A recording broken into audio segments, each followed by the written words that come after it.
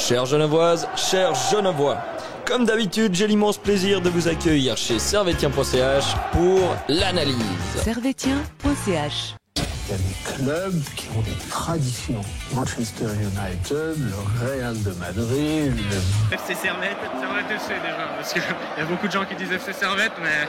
Merci beaucoup, Antonio. Vous laissez aller au vestiaire. Voilà ce qu'on pouvait dire ici depuis les Charmières.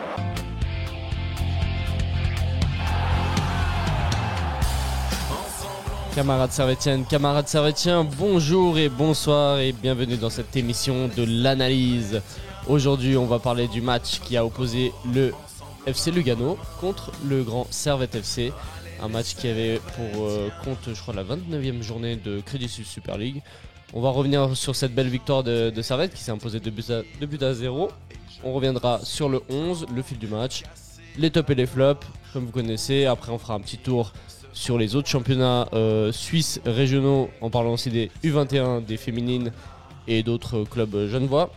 On fera un point sur la Super League et on finira sur une preview du match de mardi face à IB. Et avec moi, je ne suis pas tout seul, je suis bien accompagné. Et à commencer par le grand écrivain de Servetien.ch, Dave, comment tu vas ? Ça va très très bien et toi, Lucas ? Ça fait plaisir de revenir, ça faisait longtemps. Ouais, ça fait longtemps que tu n'avais pas fait... Effectivement, mais c'est bien en même temps, on a eu des nouvelles recrues, ce qui fait que maintenant la liste d'attente elle est de plus en plus longue. Hein. Exactement. Donc voilà, mais très très content d'être de retour. Ouais, et puis tu es habitué aux bonnes analyses hein, c'est contre Lugano. J'avais annoncé J'avais annoncé. Mais... Et Dave il nous a ramené des petits, si vous regardez sur YouTube, des petits autographes de joueurs. Là, on a Van Moos, Doulin, et puis on a Vic Kelviet. C'est là, anciens. Là, je vois pas. Et Londono. Londono, voilà. Et un grand merci d'ailleurs, justement, à l'occasion du 135e anniversaire aux anciens et à nos deux joueurs actuels d'avoir pris du temps avec les supporters. C'était vraiment très sympa. Journée un petit peu gâchée par... ouais, bien sûr. On va pas y revenir parce qu'on reste sur le positif au final. Mais non, je suis très content. Et puis c'était très sympa d'échanger. Et puis j'ai pu parler avec une de mes idoles d'adolescence, Martine Petrov. Ah, Martine Petrov qui est juste là d'ailleurs. Qui est là. On a le maillot juste derrière. Et non, franchement, c'était vraiment touchant, quoi. Belle émotion. Hein. Ouais, il a inauguré sa buvette. Ouais. J'ai pu dire à Londono que la dernière fois que j'avais vu, c'était sur un terrain. et puis un petit remerciement spécial à David Doulin qui nous a fait la gentillesse de faire une petite dédicace spéciale. Sympathique, ça fait toujours plaisir. Servetien.ch. Gros big up à David. Qui a retrouvé les terrains ce week-end. Exactement. Et à ma droite, le genou. Mathieu, comment tu vas ? Bah écoute, ça va très bien. On a passé un bon week-end de football. Ouais, ça fait plaisir. Hein. Ça fait du bien quand même. Une petite victoire au Cornaredo. On sait que ça n'a pas été souvent le cas ces dernières années. Depuis l'année passée, ça va un petit peu mieux. C'est plus trop notre bête noire. Mais ça reste quand même un déplacement assez périlleux. Donc une belle victoire 2-0 comme on les aime, un clean sheet. Tout va bien. On ne pouvait pas rêver mieux finalement. Non. Vous n'avez pas fait le déplacement au Cornaredo ? Non. Sinon vous ne serez pas là aujourd'hui. Ouais, big up. Je pense vraiment qu'on serait pas là. Big up à Abidjan qui a fait le déplacement et qui est d'ailleurs en train de regarder son club préféré, Getse, face à Zurich. Je crois que le match est terminé, mais bon, il a profité de son week-end pour regarder ces deux clubs et puis voilà. Il reviendra en forme plus tard. Au moins le meilleur à gagner. Voilà. Mais tu vois, maintenant il arrive même plus à se mentir à lui-même. Maintenant il se sent obligé d'aller voir son équipe, même quand Servette joue pas contre eux, tu vois. Donc Bijan, on connaît, mais la transition se fait doucement mais sûrement. Là, tu vois, il a déjà commencé les contacts avec le podcast Getse. Petit à petit, hein. Il est en train de perfectionner son suisse allemand. Il va nous ramener une Suisse allemande. Il va nous ramener un maillot de Getse. Non, mais ça, on l'a déjà. Ah non, je peux pas le lancer les feats. Ouais, c'est clair. Il y a des preuves à l'appui quand même. Hein, donc, paraît-il que ce serait pas le sien. Oui, bon, souvent. Ça, c'est des belles paroles. Ça. Gros big up à Abidjan s'il nous écoute. Pour revenir sur le centre du sujet, hier, déplacement au Cornaredo, un samedi soir.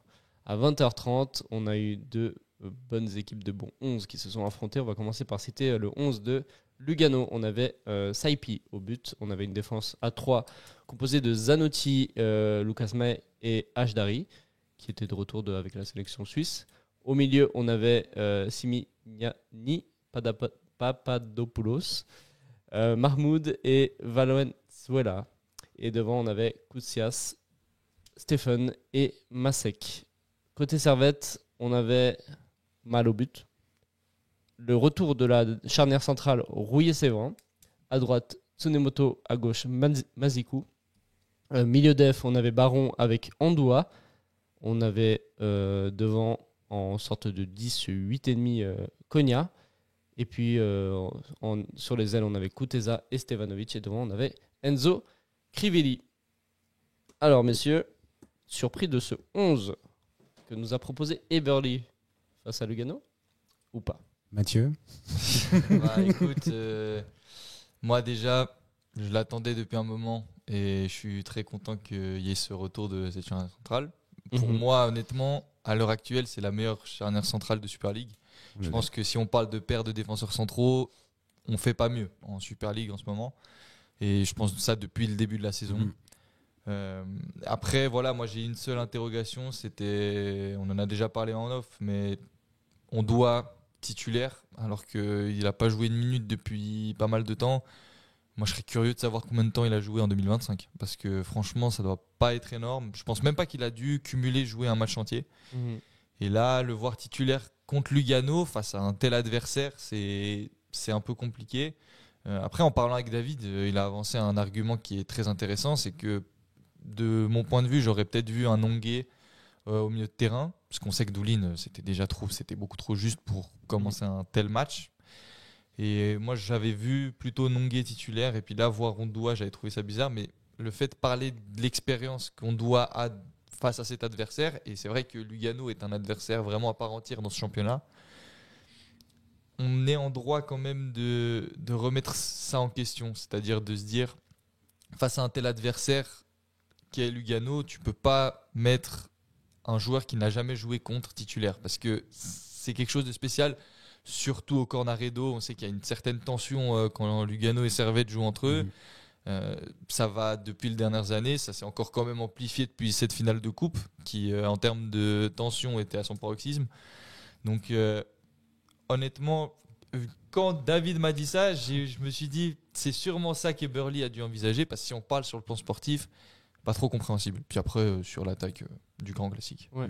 Après c'est aussi un choix tactique, parce que on doit être plus défensif que Nonje. Tu trouves pas? Bah, honnêtement, oui, ça sur le profil. Mais on sait que les dernières performances qu'il a fait, même quand il est rentré ou quand il a commencé des matchs, c'était pas bon du tout. Et là où l'année passée, je comprends totalement on doit pour l'aspect défensif. Mais cette année, avec la crise de confiance, je trouve presque dangereux de le faire commencer, parce qu'il n'a pas de rythme et il n'a pas confiance. Et un numéro 6 qui n'a pas confiance, il a tendance à faire des cadeaux. Il a tendance à faire des pertes de balles bêtes. Et ça, c'est vraiment l'aspect pour lequel j'étais inquiet. Parce que je me disais, un joueur qui est en tel manque de rythme, face à Lugano, j'ai peur qu'il fasse des cadeaux. Des passes mal appuyées et tout ça. Donc moi, c'était surtout plutôt dans ce qu'il pouvait offrir. Mais sur le profil du joueur, c'est vrai qu'on doit en forme. Là, je ne remets pas du tout en question. Bien sûr. Ouais, on parle de la forme actuelle. Hein. Le joueur est un très bon joueur. Le joueur est un très bon joueur, voilà. Oui, bien sûr. Toi, Dave, un avis sur ce cas-là d'Ondoa ou sur le reste du monde? Alors justement, le cas Ondoa, c'est celui que j'ai amené en off. Ouais, effectivement. Quand je vois la compo, je me dis, bon, c'est vrai que j'aurais imaginé Nonje par rapport à... déjà parce que Magnin est blessé, parce qu'on n'a plus beaucoup d'options. Doulin est en phase de reprise, il rentrera pendant la rencontre, mais on n'a pas encore suffisamment d'options sûres. Et effectivement, la réflexion que je me suis faite, je sais plus si c'était ce matin ou hier soir après le match, c'est le pourquoi du Ondoa. Et effectivement, je pense que, comme je disais, j'imagine aujourd'hui Lugano dans un espèce de no man's land dans ce championnat par rapport à nos adversaires, où je vais prendre des groupes comme par exemple IBBAL, les leaders, enfin les grosses équipes, les équipes un peu plus faibles contre lesquelles on doit faire des points, les équipes un peu plus milieu de tableau du type Saint-Gall, Lucerne. Lucerne, Zurich, les équipes contre lesquelles on ne doit pas perdre de points, et les 2 derbys que sont Sion et Lausanne. Et au-delà de ça, il y a justement ce Lugano qui, avec la connaissance qu'on a sur ces dernières années, a souvent été une équipe qui n'a jamais produit un jeu extraordinaire face à nous, surtout avec en cours de match. Ils commencent en général en mettant énormément d'intensité, et au bout d'un moment, ils cassent le jeu. Et je me suis dit, effectivement, est-ce que Eberle se serait dit, on va capitaliser l'état du je mets un joueur qui sait comment on doit aborder un match contre Lugano. Oh. Elle n'était même pas faite exprès. Face à un Angers que j'aime beaucoup, mais qui est peut-être encore trop vivace. Mais c'est ça que j'aime justement chez ce joueur, c'est sa vivacité. Mais aurait-il perdu une balle au mauvais moment en déclenchant un contre de Lugano? Ça peut aussi être une réflexion.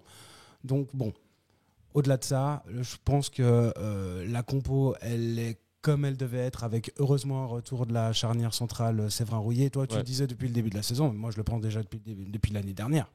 Ouais, bien sûr. En coupe, Séverin-Rouillet, si on les a pas, ça fait mal aussi. Mais au-delà de ça, je veux dire, le 11, avec les absences qu'on a et les titulaires qu'on a, je pense qu'il n'y avait pas forcément mieux. Maintenant, ce que je ne comprends pas, c'est, on verra ça par la suite, c'est pourquoi Angers n'entre même pas de jeu. Ouais, ça, on reviendra dessus. On parle aussi du fait que Baron est titulaire. C'est une juste récompense de son bon match face à Yverdon. J'ai remarqué que Eberle marchait beaucoup à la méritocratie, dans le sens où en fait, les bonnes performances engendraient une titularisation le match d'après. Là, c'est le cas pour Baron, mais pour les autres matchs, on a eu Ouattara, Varela qui ont été titularisés parce qu'ils avaient fait une bonne entrée dans le match d'avant. Même quand Ndoye il met ses buts, souvent s'il rentre et qu'il marque, il a souvent la titularisation le match d'après. Et il n'hésite pas à faire un tournus entre Crivelli et Ndoye. Et si je dois donner mon propre avis, j'ai l'impression que Crivelli il est de plus en plus clinique devant le but depuis qu'il y a cette rotation. Parce qu'il se dit il y a un concurrent direct derrière. Alors que j'ai pas envie de faire un pressing sur ce joueur, mais quand ton remplaçant c'est Guimeno et que tu vois le niveau qu'il a produit cette année, qui est encore moins bon que l'année passée, peut-être que tu as moins cette pression par rapport à ta place. Tu sais que tu es le numéro 1 indiscutable, et puis du coup tu peux être peut-être un petit peu plus relax dans tes performances, un peu plus je sais pas, je vais pas dire nonchalant, parce que Crivelli c'est vraiment l'inverse de la nonchalance, mais tu sais, toujours être un peu plus laxiste. Mais là, quand tu vois que si t'es pas bon, par exemple Winterthur, le match de Winterthur où on gagne 3-1 ici, Crivelli il fait pas un top match, et puis Ndoye il rentre, il met 2 buts. Donc là-dessus, c'est là où je pense qu'il se dit ok, j'ai un concurrent derrière. Et là, son entrée face à Zurich, il met 2 buts sur 2 matchs de suite, et ça fait plaisir, parce que Crivelli on demandait que ça, parce qu'il est déjà très bon dans le jeu. S'il rapporte encore maintenant une pierre à l'édifice qui est la finition, ça sera un très très bel attaquant pour cette fin de saison. Et là, tu vois, je fais un parallèle avec ce que je disais avant par rapport à Nandje Andoua. Je pense qu'aussi Crivelli est titulaire sur ce match, avec justement ce côté connaissance de l'adversaire. Bien sûr. Ndoye, à mon avis, il aurait pu être aussi très bon, mais je pense qu'Eberle joue la sécurité aussi là-dessus. Ouais, et puis après, là aussi, je pense que face à une défense à 3, et voire même souvent à 5, parce que les pistons redescendaient, Crivelli, c'est type d'attaquant parfait, parce que dos au but, honnêtement, moi je le dis, je pense que dos au but, c'est le meilleur attaquant du championnat. Parce qu'il abat un travail exceptionnel. Et je trouve que la technique de Crivelli est souvent sous-cotée.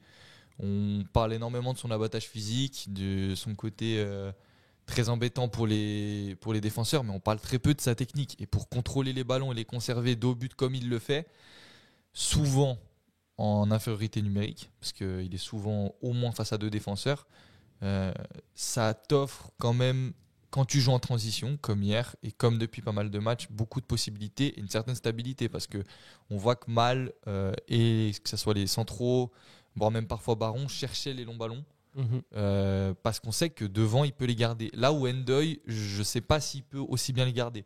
Je pense qu'Ndoye, c'est quand même un joueur qui va quand même beaucoup plus attaquer l'espace. Et dans les 16 derniers mètres, quoi, dans les 5 derniers mètres. Et je pense que techniquement, il est un peu plus limité que Crivelli. Donc, au-delà de la forme, je pense aussi qu'il y avait quand même là-dessus un aspect tactique. Je pense. Je pense qu'il faut aussi laisser le temps aussi à Ndoye, bien sûr. De prendre ses marques, mais Bon, après, pour moi, Ndoye, c'est un pur neuf. C'est vraiment quelqu'un qui va te finir les actions. Parce que si on prend la physionomie du match, alors certes, heureusement que Crivelli est là et c'est lui qui débloque la situation, mais est-ce qu'il n'y aurait peut-être pas eu un tout petit peu plus de jeu ? Parce que moi, ce match, ça m'a manqué. Je trouve qu'on s'est fait bouffer dans beaucoup de secteurs du jeu, et je me dis, si on avait eu un profil peut-être un petit peu plus virevoltant, est-ce que ça aurait pas été un match peut-être un petit peu plus agréable à regarder en tant que supporter servétien ? Parce que personnellement, je suis content du résultat, mais j'ai pris aucun plaisir à regarder ce match, voire même j'étais limite pas bien à certains moments. On peut parler du jeu, on peut rentrer dans le vif du match. Servette a joué, on peut parler directement du jeu, a joué pas aussi bien que... dans la régularité des derniers matchs, parce qu'on ne produit pas un très beau jeu ces derniers temps. Et donc, on n'a pas bien joué, mais on a eu le résultat à la fin. Oui, c'est pour ça que je dis que j'ai cette espèce d'ambivalence en moi. Je suis content du résultat, Dieu merci, parce que ce match, pour moi, on ne doit pas le gagner. Même si on fait un point, on peut s'estimer limite heureux. Payé, ouais. Parce que dans cette première mi-temps, il y a beaucoup d'actions pour Lugano. C'est Lugano qui a la possession, c'est Lugano qui a le jeu. Et on ne parle pas encore de la prestation XXL de Mal, au-delà de ça. C'est vraiment, on s'est fait bousculer, mais de manière même encore plus, je trouve, intensive que sur les derniers matchs. Parce que même s'il y a eu des matchs comme par exemple contre Zurich ou contre Yverdon où on n'a pas été bon, là, on n'a quasiment même pas touché la balle. Je veux dire, on a un tir en première mi-temps. Un but. Un but. C'est clinique et heureusement. Mais si ce tir il est pas cadré, enfin si c'est pas un tir un but, franchement, début de deuxième mi-temps, Lugano ils peuvent nous bouffer, mais sans problème. Je crois qu'à la mi-temps, la stat c'était il y avait 7 tirs cadrés pour Lugano, un tir cadré pour Servette. C'est ça. Et Servette a fini, mener 1-0 à la mi-temps, c'est ce qui veut tout dire. On est sur un Servette qui est moins clinique, plus clinique. 6-1. Et moins séduisant dans le jeu. Donc, au final, est-ce que c'est pas comment vous voyez ? Est-ce que c'est un point positif ? Est-ce que c'est un point négatif ? Moi, je pense qu'on doit malheureusement s'habituer à voir ça tous les week-ends. Je pense que là, on rentre dans une phase où l'objectif de Servette et du Servette d'Eberly, on va dire des 7 derniers matchs, l'objectif, il est clair, c'est de prendre les points. Peu importe comment, peu importe la manière, et c'est souvent quelque chose qu'on avait avancé. Quand on jouait bien et qu'on gagnait pas, on se disait peut-être vaut mieux laisser un peu notre jouerie de côté et travailler une efficacité, quitte à défendre, jouer un petit peu plus, pardonnez-moi l'expression, mais salement. C'est de jouer un peu plus défensive. Et là, moi, sur ce match, je suis pas déçu dans le jeu parce que je m'attends à ce qu'on fasse ça. Je m'attendais pas à un changement drastique avec la pause internationale où je me disais Servette va retrouver une jouerie après 10 jours de trêve. Non. Moi, je m'attendais typiquement à ce genre de match. On a fait ça contre les équipes contre qui on a gagné. Tu vois, on a même fait ça contre Getse. Et en fait, contre Getse, moi j'étais le premier à leur tirer dessus en disant que c'était un mauvais match. Mais finalement, on prend les points. Et je crois qu'en fait, on est en train de découvrir un nouveau Servette. Et c'est un nouveau Servette qui est en train d'apprendre à jouer comme un Lugano. Et là, on a fait du Lugano face à Lugano. Honnêtement, le match, quand tu le regardes, c'est un match, tu peux le voir à la Praille l'année passée, c'est la même chose. C'est un match où tu défends comme Lugano, tu joues en contre comme Lugano, tu es clinique comme Lugano. Et Lugano, à l'inverse, ils font énormément de possession, ils ont beaucoup d'actions, beaucoup de tirs cadrés, mais ils n'en mettent pas une. Et ça me fait énormément penser au moment où Lugano était notre bête noire, parce que Lugano était une équipe qui produisait du jeu, sauf que contre nous, transformait totalement. Et c'était une équipe on parlait du football italien, d'une équipe sans aucune jouerie qui défend et puis qui joue en contre avec des Stéphane. Et puis là, nous, on a pu faire ça avec un Stevanovic hier qui, sur son côté, a vraiment donné des très bons ballons. Koutessa en première mi-temps qui a été très virevoltant. Malheureusement, il s'est un peu éteint par la suite. Mais je pense vraiment qu'on est en train de découvrir un nouveau visage du Servette FC. Et je pense que dans le championnat actuel, je crois que le beau jeu n'est pas récompensé, honnêtement. Je crois que vraiment que les équipes qui jouent le mieux n'ont vraiment pas tendance à prendre des points. Si je parle sur l'expérience que j'ai vue sur les derniers matchs, tu vois, par exemple sur les équipes de bas de tableau, en Winterthur, Getse, Yverdon, tout ça, je pense que l'équipe qui produit le jeu le plus attractif, c'est Getse. Force est de constater, Getse, ils n'avancent pas. Non, c'est clair. Et puis nous, Servette, la meilleure phase en termes de jeu en championnat, c'est la phase où on n'avance pas. Et depuis qu'on devient un petit peu plus méchant, on devient un petit peu plus... létal. Létal, exactement. C'est vraiment des tueurs en série, quoi. J'ai pas trouvé qu'on a été méchant hier. J'ai trouvé qu'on a été soumis. Non, mais on a été efficace. Tu vois quand même dans les duels, hier, on les gagne. Hein. Dans l'entrejeu et tout ça, les duels aériens, on va plus les gagner que quand on faisait du jeu. C'est ça que j'ai l'impression. Hier, j'ai fait attention. Tu vois, je vois Mazikou et Tsunemoto gagner des duels de la tête. Il y a 5 matchs, je les voyais pas gagner ce genre de duels. Et il y a quand même plus cette notion de privilégier le gain des duels plutôt que la possession. Et là, hier, on a quand même vu du déchet technique. Il y a des gens, j'ai entendu des gens qui prônaient la technique hier de Servette. Moi, je suis pas d'accord. Je trouve que hier, Servette, en termes de technique, c'était loin de ce que nous, on sait faire. Et on a très bien vu Servette, combien de matchs références on a en termes de technique, en termes de jouerie, en termes de combinaison. Là, Servette, sur les 7 derniers matchs, moi, j'ai juste l'impression qu'on a une équipe de miraculés. Mais est-ce que c'est parce que c'est une équipe qui est en train d'apprendre à jouer comme ça ? Une équipe qui est en train d'apprendre à faire des points au détriment du beau jeu. Je pense que c'est un peu la stratégie à Eberly. Et puis après, moi j'ai quand même. C'est une stratégie qui marche. Ouais. Ce qui est très bizarre, c'est que au-delà des actions, j'ai quand même trouvé un Servette solide. C'est ça qui est paradoxal.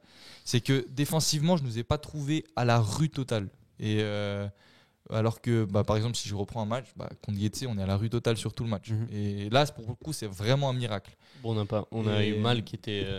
Bien sûr, qui nous a pas mal sauvé. T'as Joël Mal qui est exceptionnel. Mais justement, moi, je mets ça un peu sur le compte de Servette. Ils sont en train d'apprendre à jouer comme ça.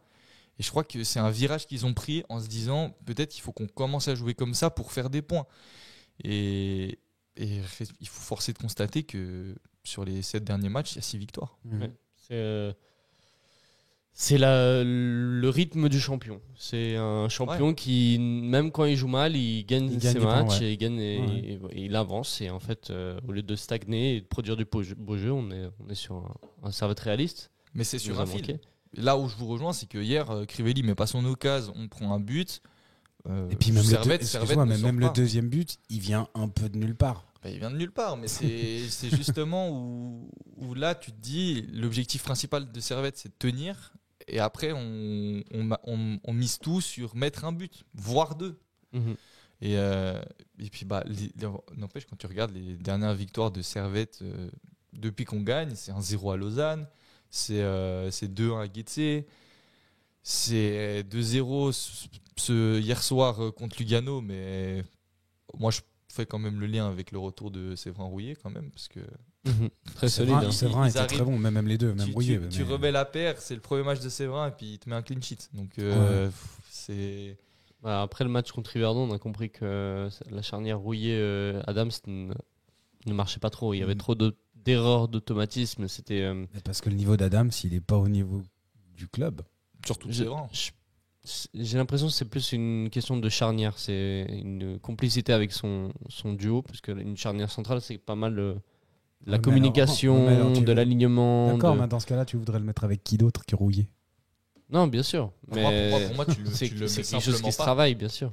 Je pense qu'il a simplement pas sa place, parce que Séverin Rouillet, ils sont trop forts, que ce soit individuellement, et ils sont encore plus forts ensemble. Je dis pas le contraire, mais regarde Braun l'année dernière. Quand il a dû remplacer en charnière centrale, Il n'avait pas eu besoin de 1000 ans d'adaptation pour être Non, bon. c'est vrai, c'est tout à fait vrai. C'est vrai que Non, pour moi, je lui, il a bien pu trouve s'adapter. je trouve juste qu'Adams, moi, à chaque fois que je l'ai vu, il m'a fait peur. non, moi je suis du même avis que toi. Hein. Moi, Adams, de toute façon, je trouve qu'il a le niveau. Il a vraiment le niveau du troisième défenseur. Il est C'est le encore défenseur sous qui est là contrat. quand il y aura un blessé, mais il ne doit pas rentrer dans une rotation parce que tu vas forcément perdre en qualité. Il est encore sous contrat combien de temps? Je sais pas. Il a signé pour 1 ou 2 ans, je crois. 2 ans, il me semble. Ok, donc, Sûrement en 2026. Où il avait signé pour 1 an, mais je crois qu'il y avait une plus une en clause option. ouais, voilà, Ouais. en option. Je sais pas si ça a été prolongé d'ailleurs, mais je pense que oui. Pour revenir sur.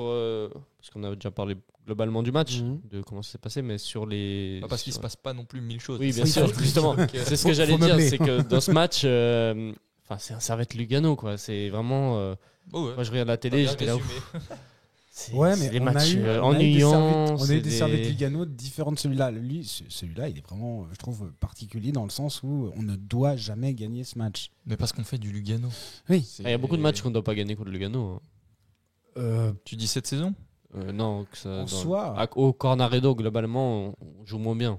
J'ai l'impression. À chaque fois qu'on se déplace là-bas, je sais pas si c'est le trajet, si c'est le stade, si c'est Je sais pas. si c'est le fait qu'ils jouent à domicile, mais Lugano joue toujours mieux chez eux. Ouais, c'est vrai. Bah eux, ils viennent Après, nous embêter chez nous aussi. Hein. Ça, j'ai le souvenir. Hein. Ouais. Oui, Oh, ces derniers c'est temps, ça se globalement. passe Ouais, quand même plutôt bien. Cette saison, on a perdu une fois en début de saison contre eux. Mais même l'année passée, on n'a pas Cornaredo, perdu à d'ailleurs. domicile. Puis on a gagné 3-0 à la maison et là on gagne 2-0 ici. Et Enfin, l'année passée, on gagne 1-0 chez eux. On regagne dernier match championnat avec un doublé de Guimeno chez eux. On gagne 2-1 chez nous. On l'année gagne dernière. 2-1 chez nous avec un penalty de Bola. Et c'est on, plutôt fait, une bonne note, hein. on fait un 2-2. Où on gagnait 2-0 et puis Ouais. classique de Servette, on recule puis on se fait égaliser. Mais Et c'est plus trop la bête noire en fait finalement. Et il y a le 0-0 en Coupe de Suisse. Forcé de constater que notre Qui va notre au- bête au noire, but. c'est Yverdon. C'est Yverdon. C'est temps-ci. Et ouais, Je c'est pense vrai. que depuis l'année passée, Yverdon, c'est l'équipe contre qui on a fait le moins de points. Hein. Je pense aussi. Je pense aussi. Je pense. Hein. Ah oui. Depuis le 4-1 qu'ils nous avait mis à domicile il y a 2 ans. Passer de bête noire de Lugano à Yverdon. Ouais, Je sais pas si c'est bon signe, hein, franchement. Avec ce stade du mais l'un dans Cornaredo. l'autre, c'est moins pire que d'avoir Yverdon comme bête noire. Parce Ouais, qu'ils bien auront sûr. toujours moins de points que si c'était Lugano. Et puis surtout, ouais, ça sera jamais un concurrent direct pour le titre. C'est Ou ça. alors, on va vivre dans un monde parallèle parce que. Ça serait drôle. Non, moi, je trouverais pas ça marrant. En parlant des, enfin, on va parler des buts.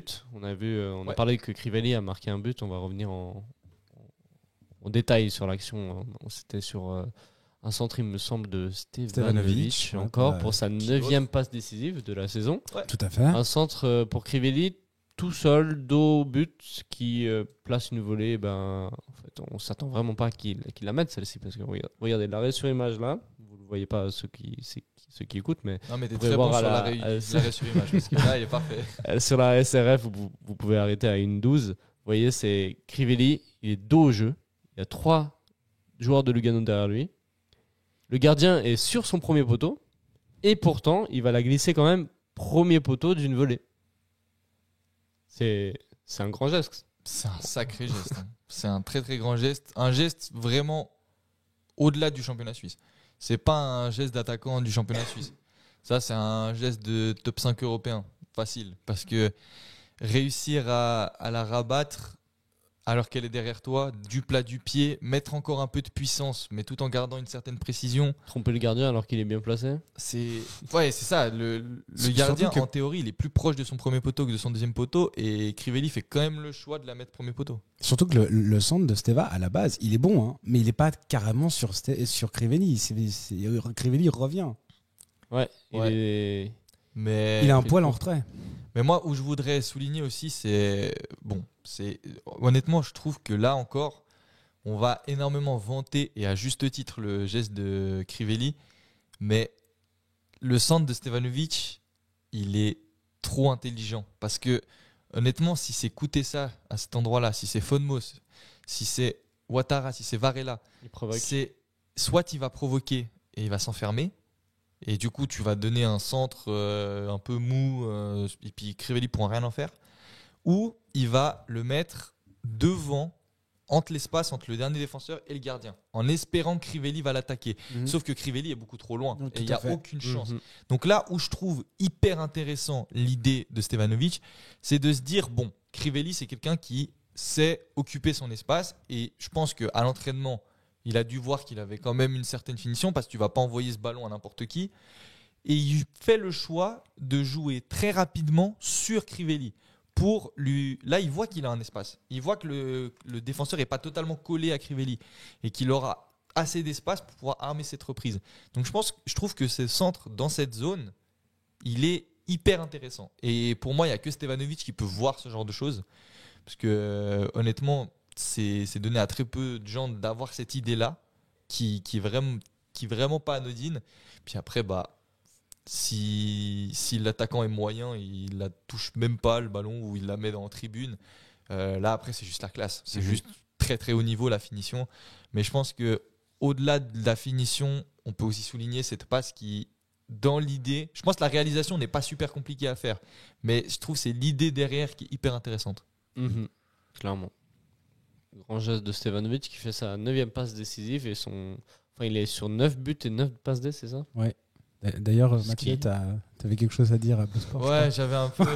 J'ai entendu à Blue Sport hier que on était sur une mauvaise saison de Stevanovic.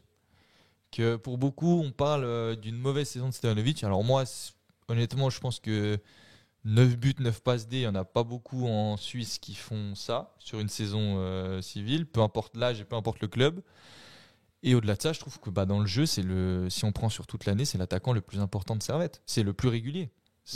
Donc, Cette année, c'est le joueur le plus décisif. ouais, clairement. Avec Kuteza, bien sûr, avec ses buts, mais je pense que Mais il est plus cumulé décisif, en goal Écoutez assist. ça, il est à 13 buts, une passe D. Voilà, donc. il y a quatre Je d'avance. regarde ses stats. C'est aujourd'hui, c'est la première fois de toute sa carrière où il arrive à avoir autant l'un que l'autre. Parce que sinon, alors ok, bon, 11-0, 8-11, 5-7, 4-20, 9-8, 4-5, 9-9. Si, on s'en rappelle, mais. Et tu vois, c'est la première fois où il a. Moi, je trouve qu'au contraire, c'est limite l'âge de la maturité où il arrive à être à 5 ans, à autant l'un que l'autre. Mais il a jamais marqué autant aussi. Non, il a fait une saison 11 buts. Il a 2022-2023, il est à 9 buts aussi. Et 2018-2019, il est à 11 buts. Mais on est à ce moment-là. C'est la première année de Super League qu'on fait. Ouais. Et on finit 4e. Voilà. Ok. Ouais, pas mal. Hein. Mais attention, on est même pas en avril. Hein. Donc Attention, ça peut- il est à 9 buts et Non, mais il lui c'est- reste des matchs. Non, mais Donc, c'est une saison moyenne. c'est- D'accord. oui, voilà, c'est une saison moyenne pour Stevanovic. Mais il doit prendre ça comme un compliment. Bidjan ne serait 9 pas- buts, 9 passes D, ne c'est une serait saison moyenne. Non, ça, c'est juste pour le stimuler. Ouais, D'ailleurs, sur le replay de la SRF, vous verrez Bidjan. Si jamais. C'est pas vrai. Si, si. Je l'ai Ouais, Je on l'ai voit juste vu Bijan là. qui est sur son téléphone. Voilà, il est juste là. À 1 minute 57. Excellent. Et petite anecdote, je reçois un message 1 minute après la fin de la mi-temps de Bijan. Donc il y a un monde où il m'écrit à moi sur cet extrait-là. Donc là, on peut peut-être parler de multiverse. Parce que Voilà, en tout cas, il est passé dans la SRF. Je pense qu'il sera très content de le savoir. Maintenant, je vais te dire à quelle heure il m'a envoyé. Il y a vraiment un monde où c'est moi à qui il écrit. Sinon, avant que tu trouves le message, Ouais, Meublon. Meublon. On va parler du deuxième but. J'ai un Arsène. De quoi? Je crois que j'ai un Ah ouais Arsène. Non, c'est bon. Bon, Non, c'est peut-être mon oreille. c'est C'est l'âge.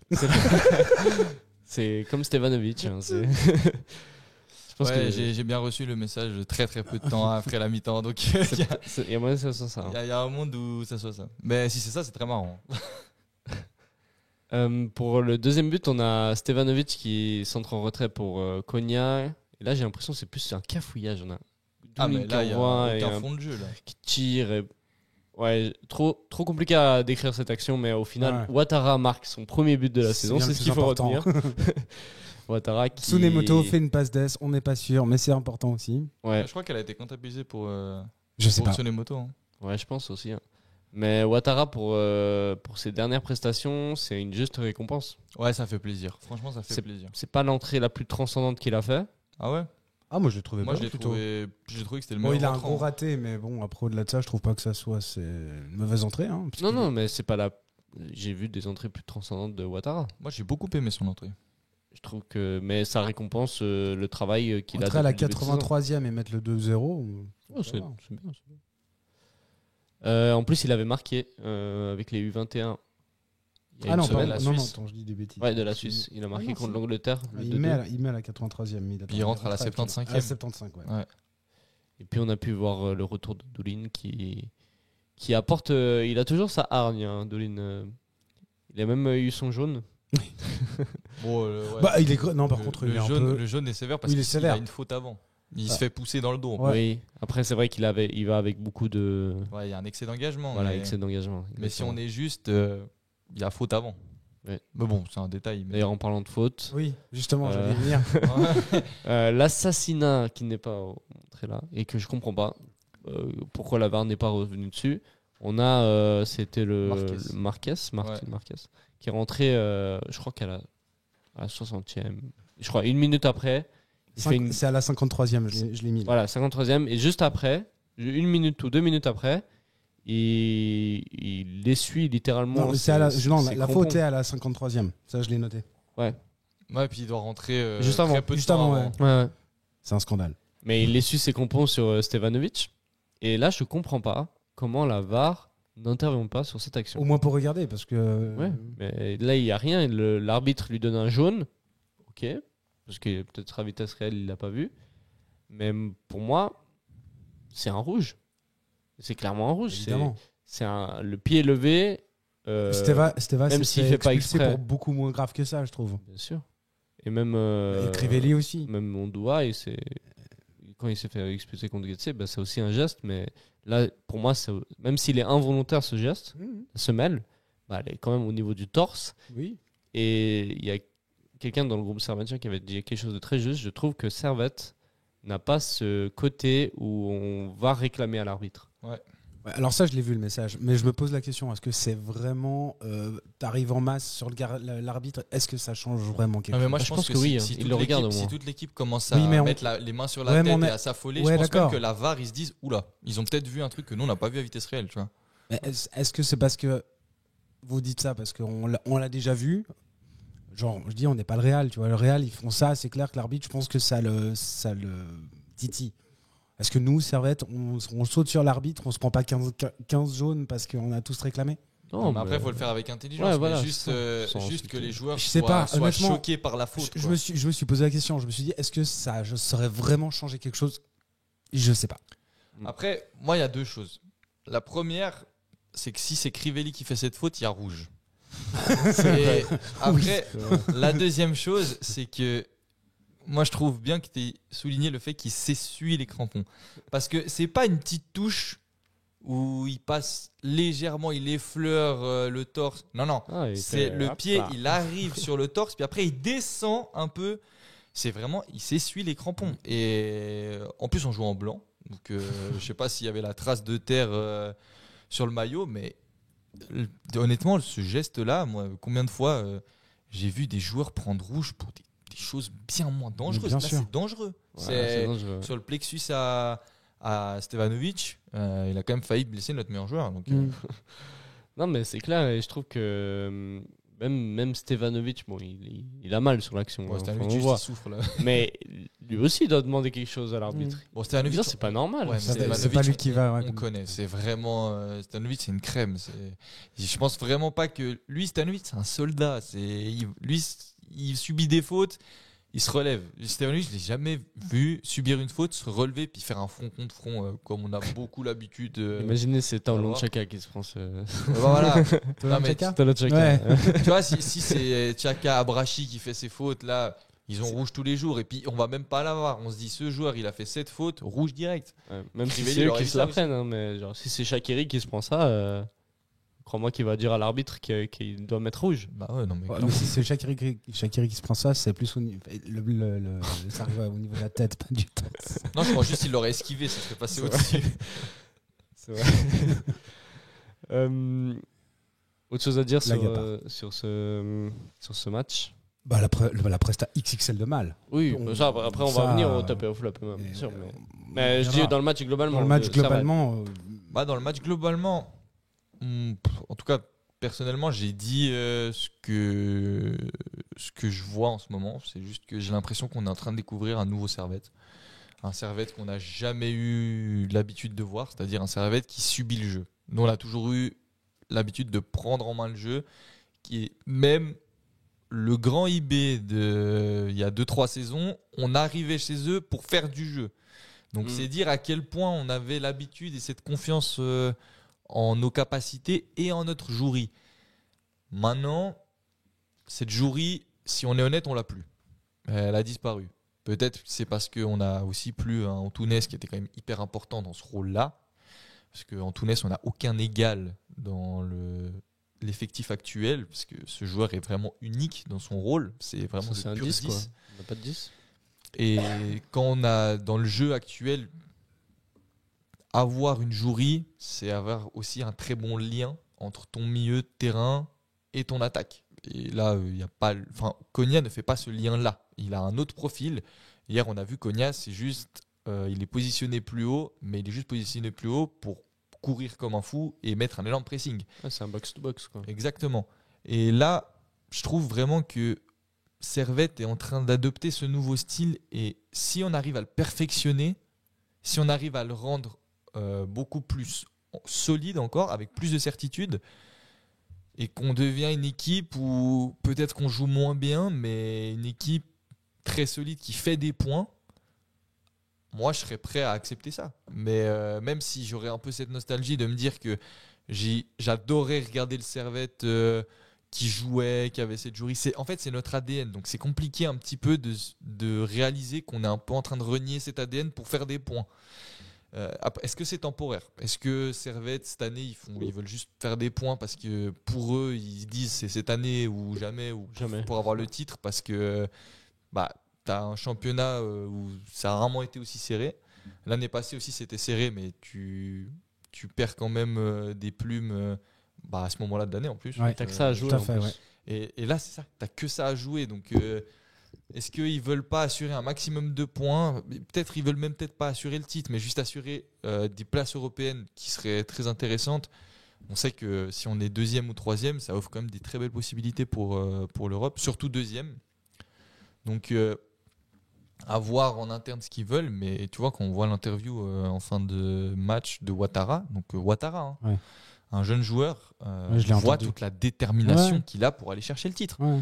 Donc je pense que ça c'est à prendre en compte. C'est un Servette qui est peut-être en train de se dire que dans le football moderne, c'est pas forcément les équipes qui jouent le mieux qui gagnent. On n'a qu'à voir, on va prendre Lucas, il verra parfaitement de ce dont je vais parler, mais tu regardes le Real Madrid cette année, c'est peut-être une des équipes en Europe qui joue le moins bien au football, mais force est de constater qu'ils sont encore en course en titre en Liga, ils sont encore en Ligue des Champions, ils sont encore en Coupe d'Espagne.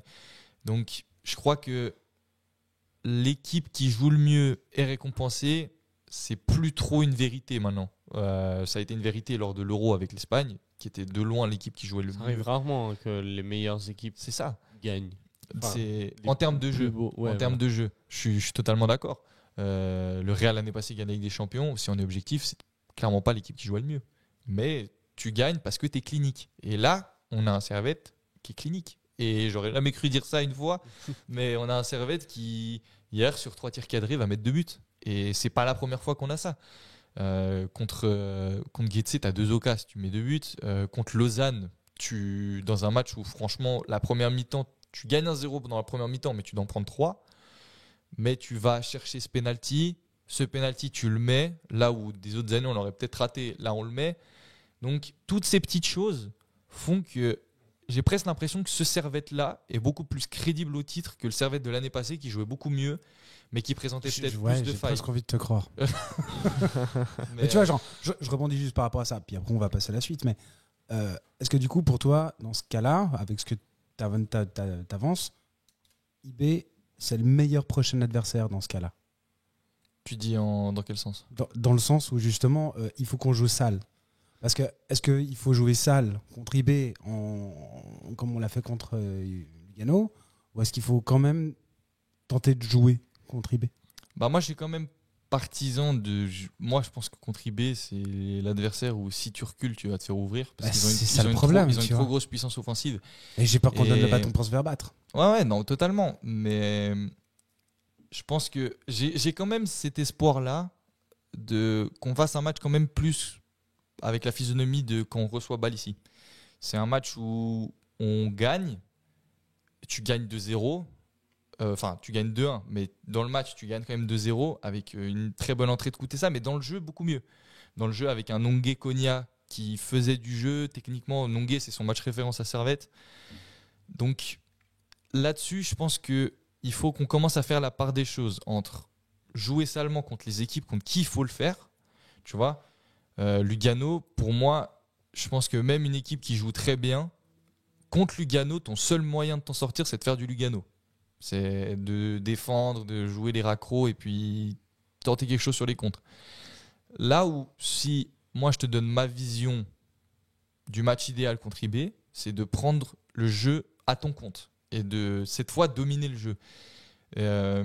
Ça, c'est le match idéal. Et en plus, à la maison. À la maison, moi, je pars du fait que peu importe ton équipe, à la maison, tu dois faire du jeu. Tu dois montrer à tes supporters, tu dois faire plaisir. Bien sûr. Donc, j'ai l'impression que ce Servette-là est plus parti pour commencer à devenir moins attrayant et plus efficace.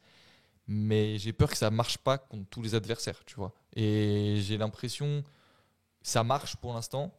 Mais si Servette continue à jouer comme ça, je vois quand même un plafond de verre, tu vois. Ouais, faut pas qu'on perde nos valeurs. Hein, et j'ai l'impression qu'on est... pour le coup. Ce que tu vois, disais avant, tu vois, on comme risque je t'ai de dit. perdre nos valeurs, mais il faut pas les perdre, parce que si on les perd, Absolument du coup, pas. Et surtout que tu as des joueurs selon le profil et ton ADN. On a des joueurs comme ça. On a Konya, c'est quelqu'un qui colle typiquement à l'ADN Servette. Et c'est pour ça qu'il a été si bon et qu'il est aussi proactif dans cette équipe et qu'il est fondamental. Stevanovic aussi. Et moi, si je regarde d'un point de vue extérieur devant ma télé, j'ai l'impression de voir un nouveau Servette. Un Servette qu'on n'a jamais vu. Clinique, qui défend, qui sait souffrir, qui est solide. Et ça me fait pas plaisir, parce que moi je préfère le Servette qui joue. Mais force est de constater qu'on fait des points. Mais je sais pas si ce nouveau Servette, contre tous ses adversaires, ça va passer. C'est ça le truc. Et c'est très intéressant de voir comment Servette va aborder ce match contre IB. Ouais, bien sûr. Parce que ça c'est va pour ça que je te montrer... demandais si pour toi c'était le meilleur ou le. Enfin, est-ce que c'était. Je pense que c'est trop tôt pour en parler. Mais si on parle du point de vue comptable, oui. Mais je pense qu'on n'a pas encore vu contre tous les adversaires. Parce que c'est depuis 7 matchs, tu vois. Exactement. On reviendra plus en détail sur le match contre IB. Ouais. Et avant ça, on va parler quand même des prestations individuelles et on va parler des tops et des flops, si ça vous va. Because we're gonna play football.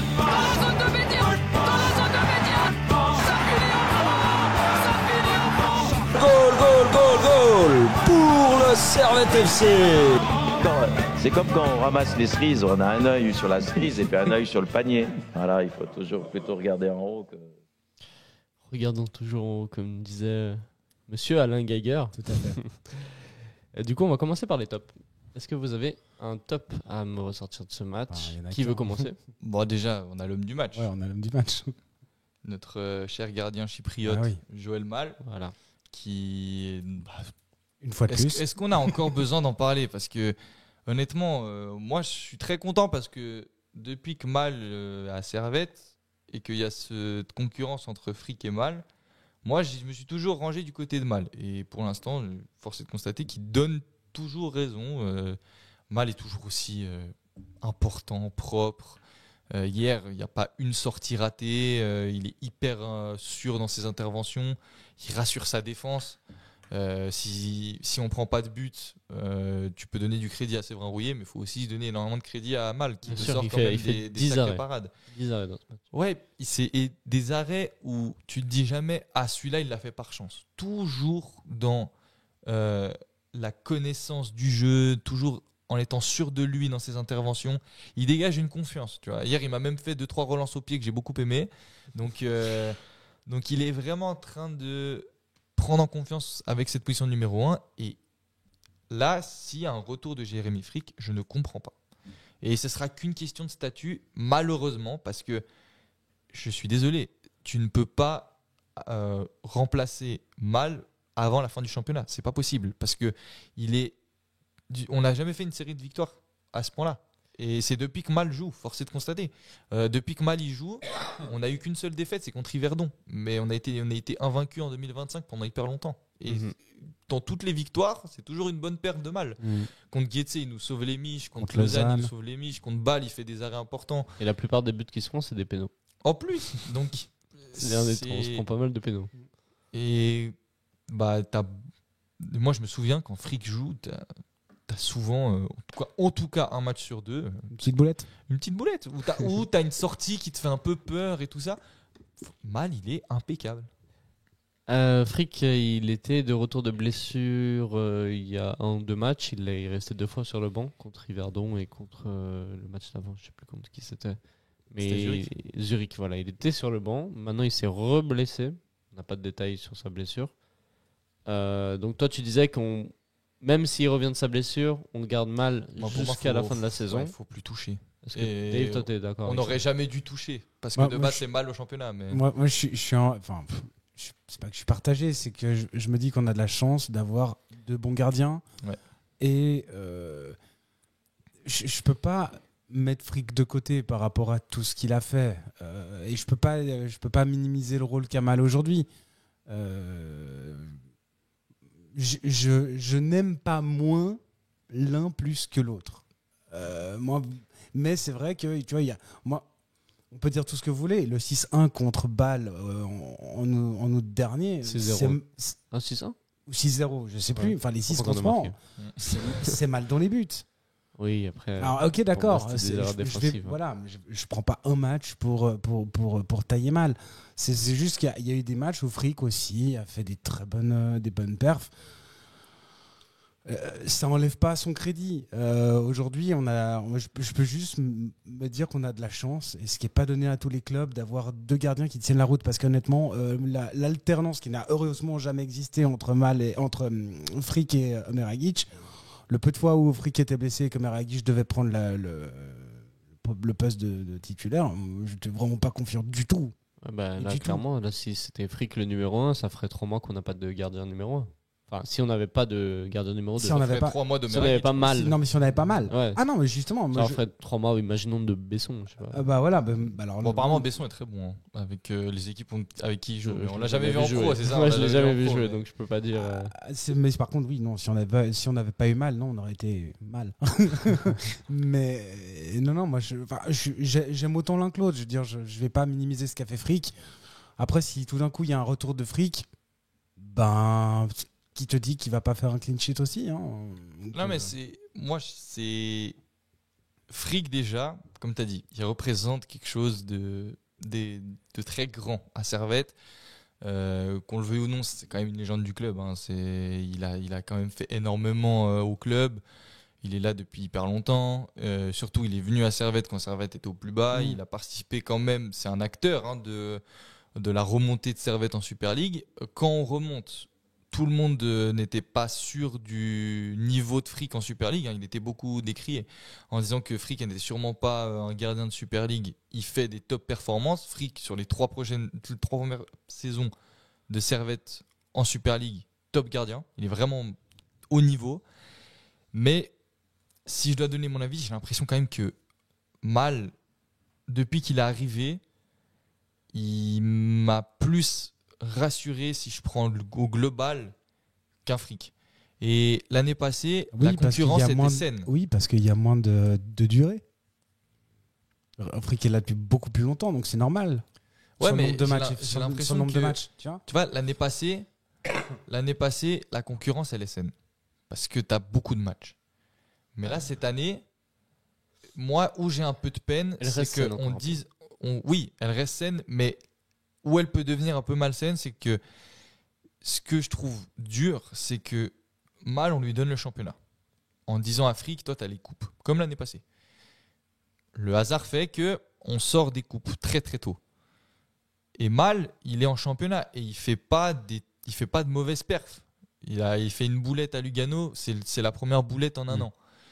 Et là, on se retrouve avec un Frick qui prend du jour au lendemain, la place à Mal en championnat. Et puis Frick joue. Ok, Frick qui joue, il y a rien forcément à dire sur les performances de Frick. Frick il fait ses matchs. Frick se blesse, Mal il joue. Et Mal, depuis qu'il joue, on est invaincu. Ok, on a perdu contre Yverdon. C'est peut-être le seul caillou dans la chaussure qu'on a. Et là, si à l'heure actuelle, Frick repasse devant Mal, moi j'aurais un peu de peine. Parce que ça veut dire que à l'heure actuelle, tu auras du coup ton numéro 1 pur qui est Frick. Mais si on parle du coup de la méritocratie, on a dit que Eberly marchait là-dessus. Bah, en termes de méritocratie, tant que Mal continue sur des performances telles que celle-ci, c'est ce qu'il est censé faire. Là. Enfin, tu devrais pas bouger. Et j'ai l'impression que on est en train de se diriger là-dessus parce que Frick, ça fait les 2 derniers matchs, il pouvait jouer et il n'a pas joué. Donc, si on reste dans cette continuité-là, je pense que Frick, il est assez intelligent pour se mettre au service du collectif. Si c'est Mal qui joue le reste du championnat. Même malgré son statut, je pense que Frick, il aime trop le Servette FC pour essayer de faire des crises ou saboter quelque chose, tu vois.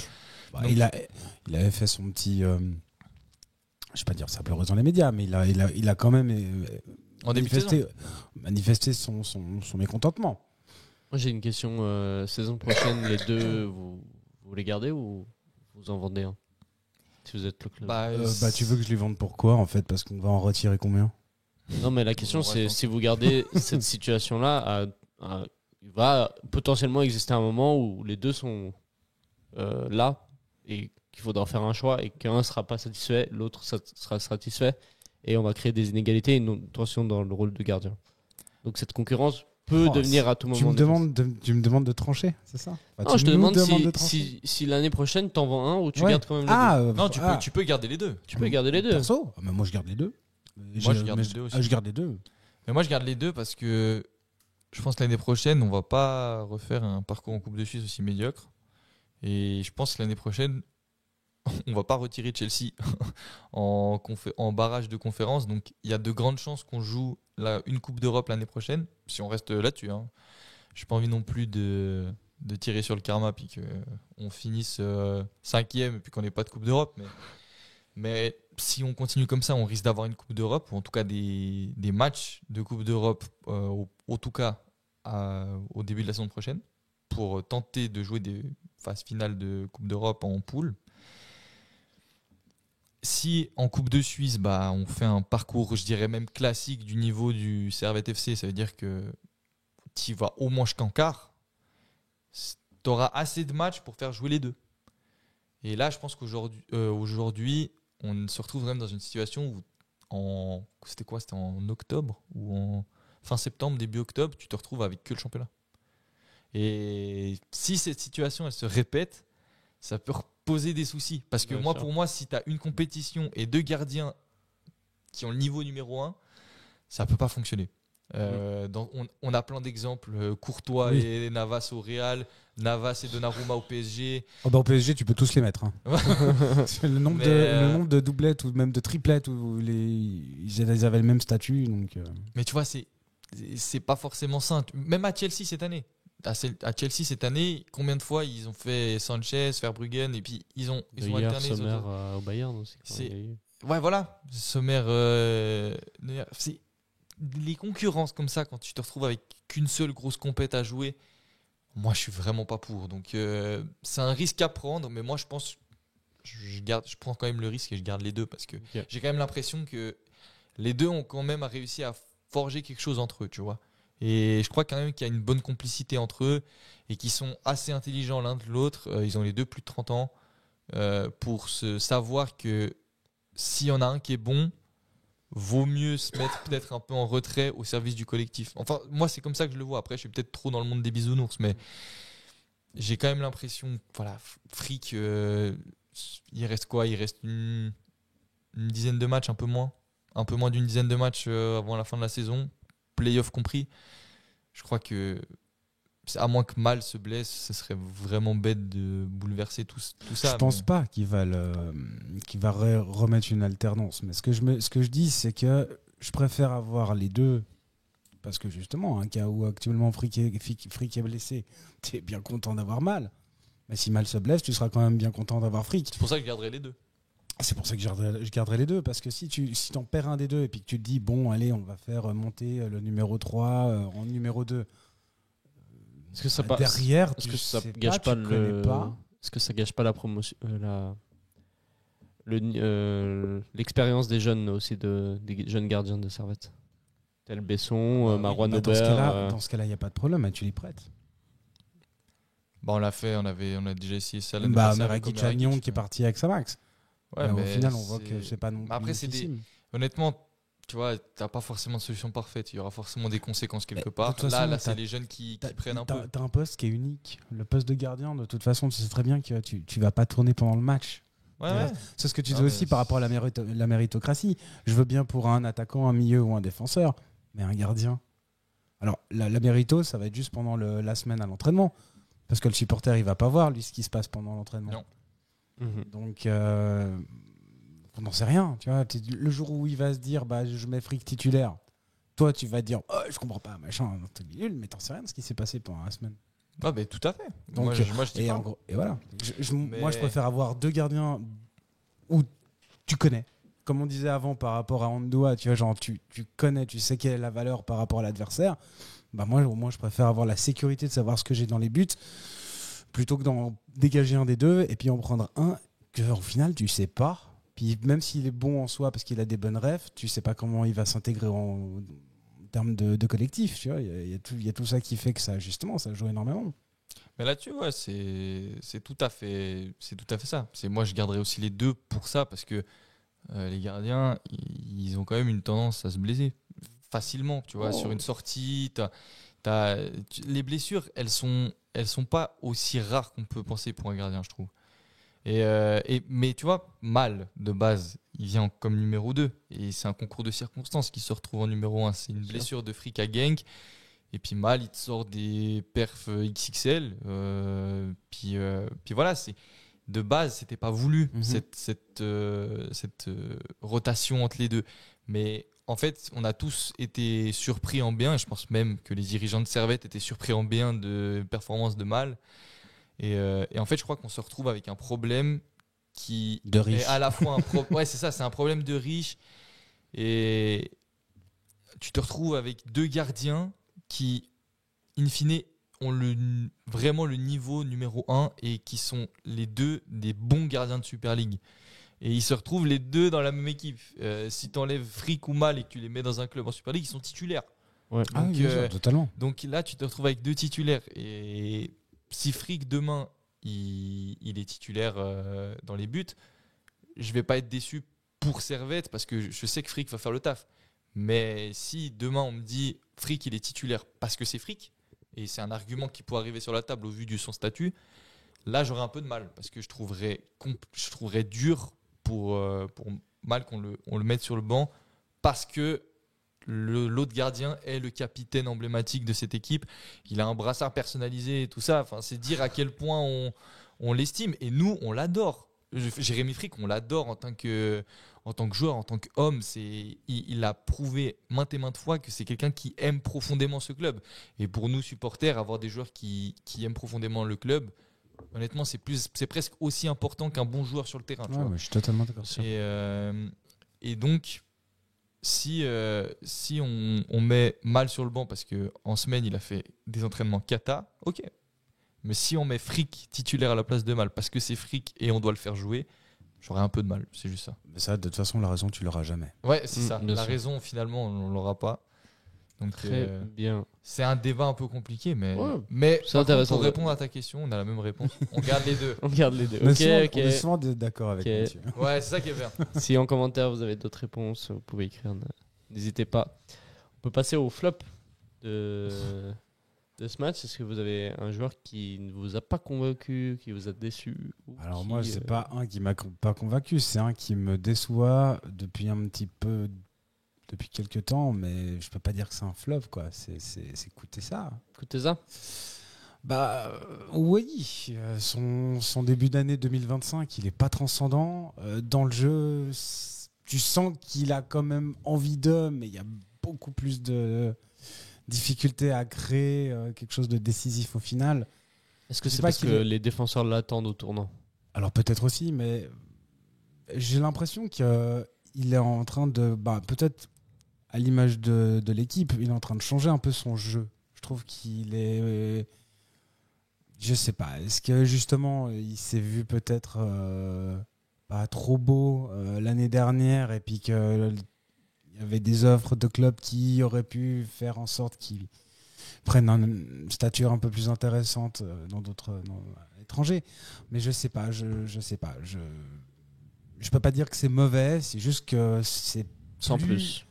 C'est plus au niveau que t'attendais, que tu voyais il y a encore quelques mois en arrière, mais sans pour autant remettre ses capacités et ses performances. C'est un flop envers lui-même.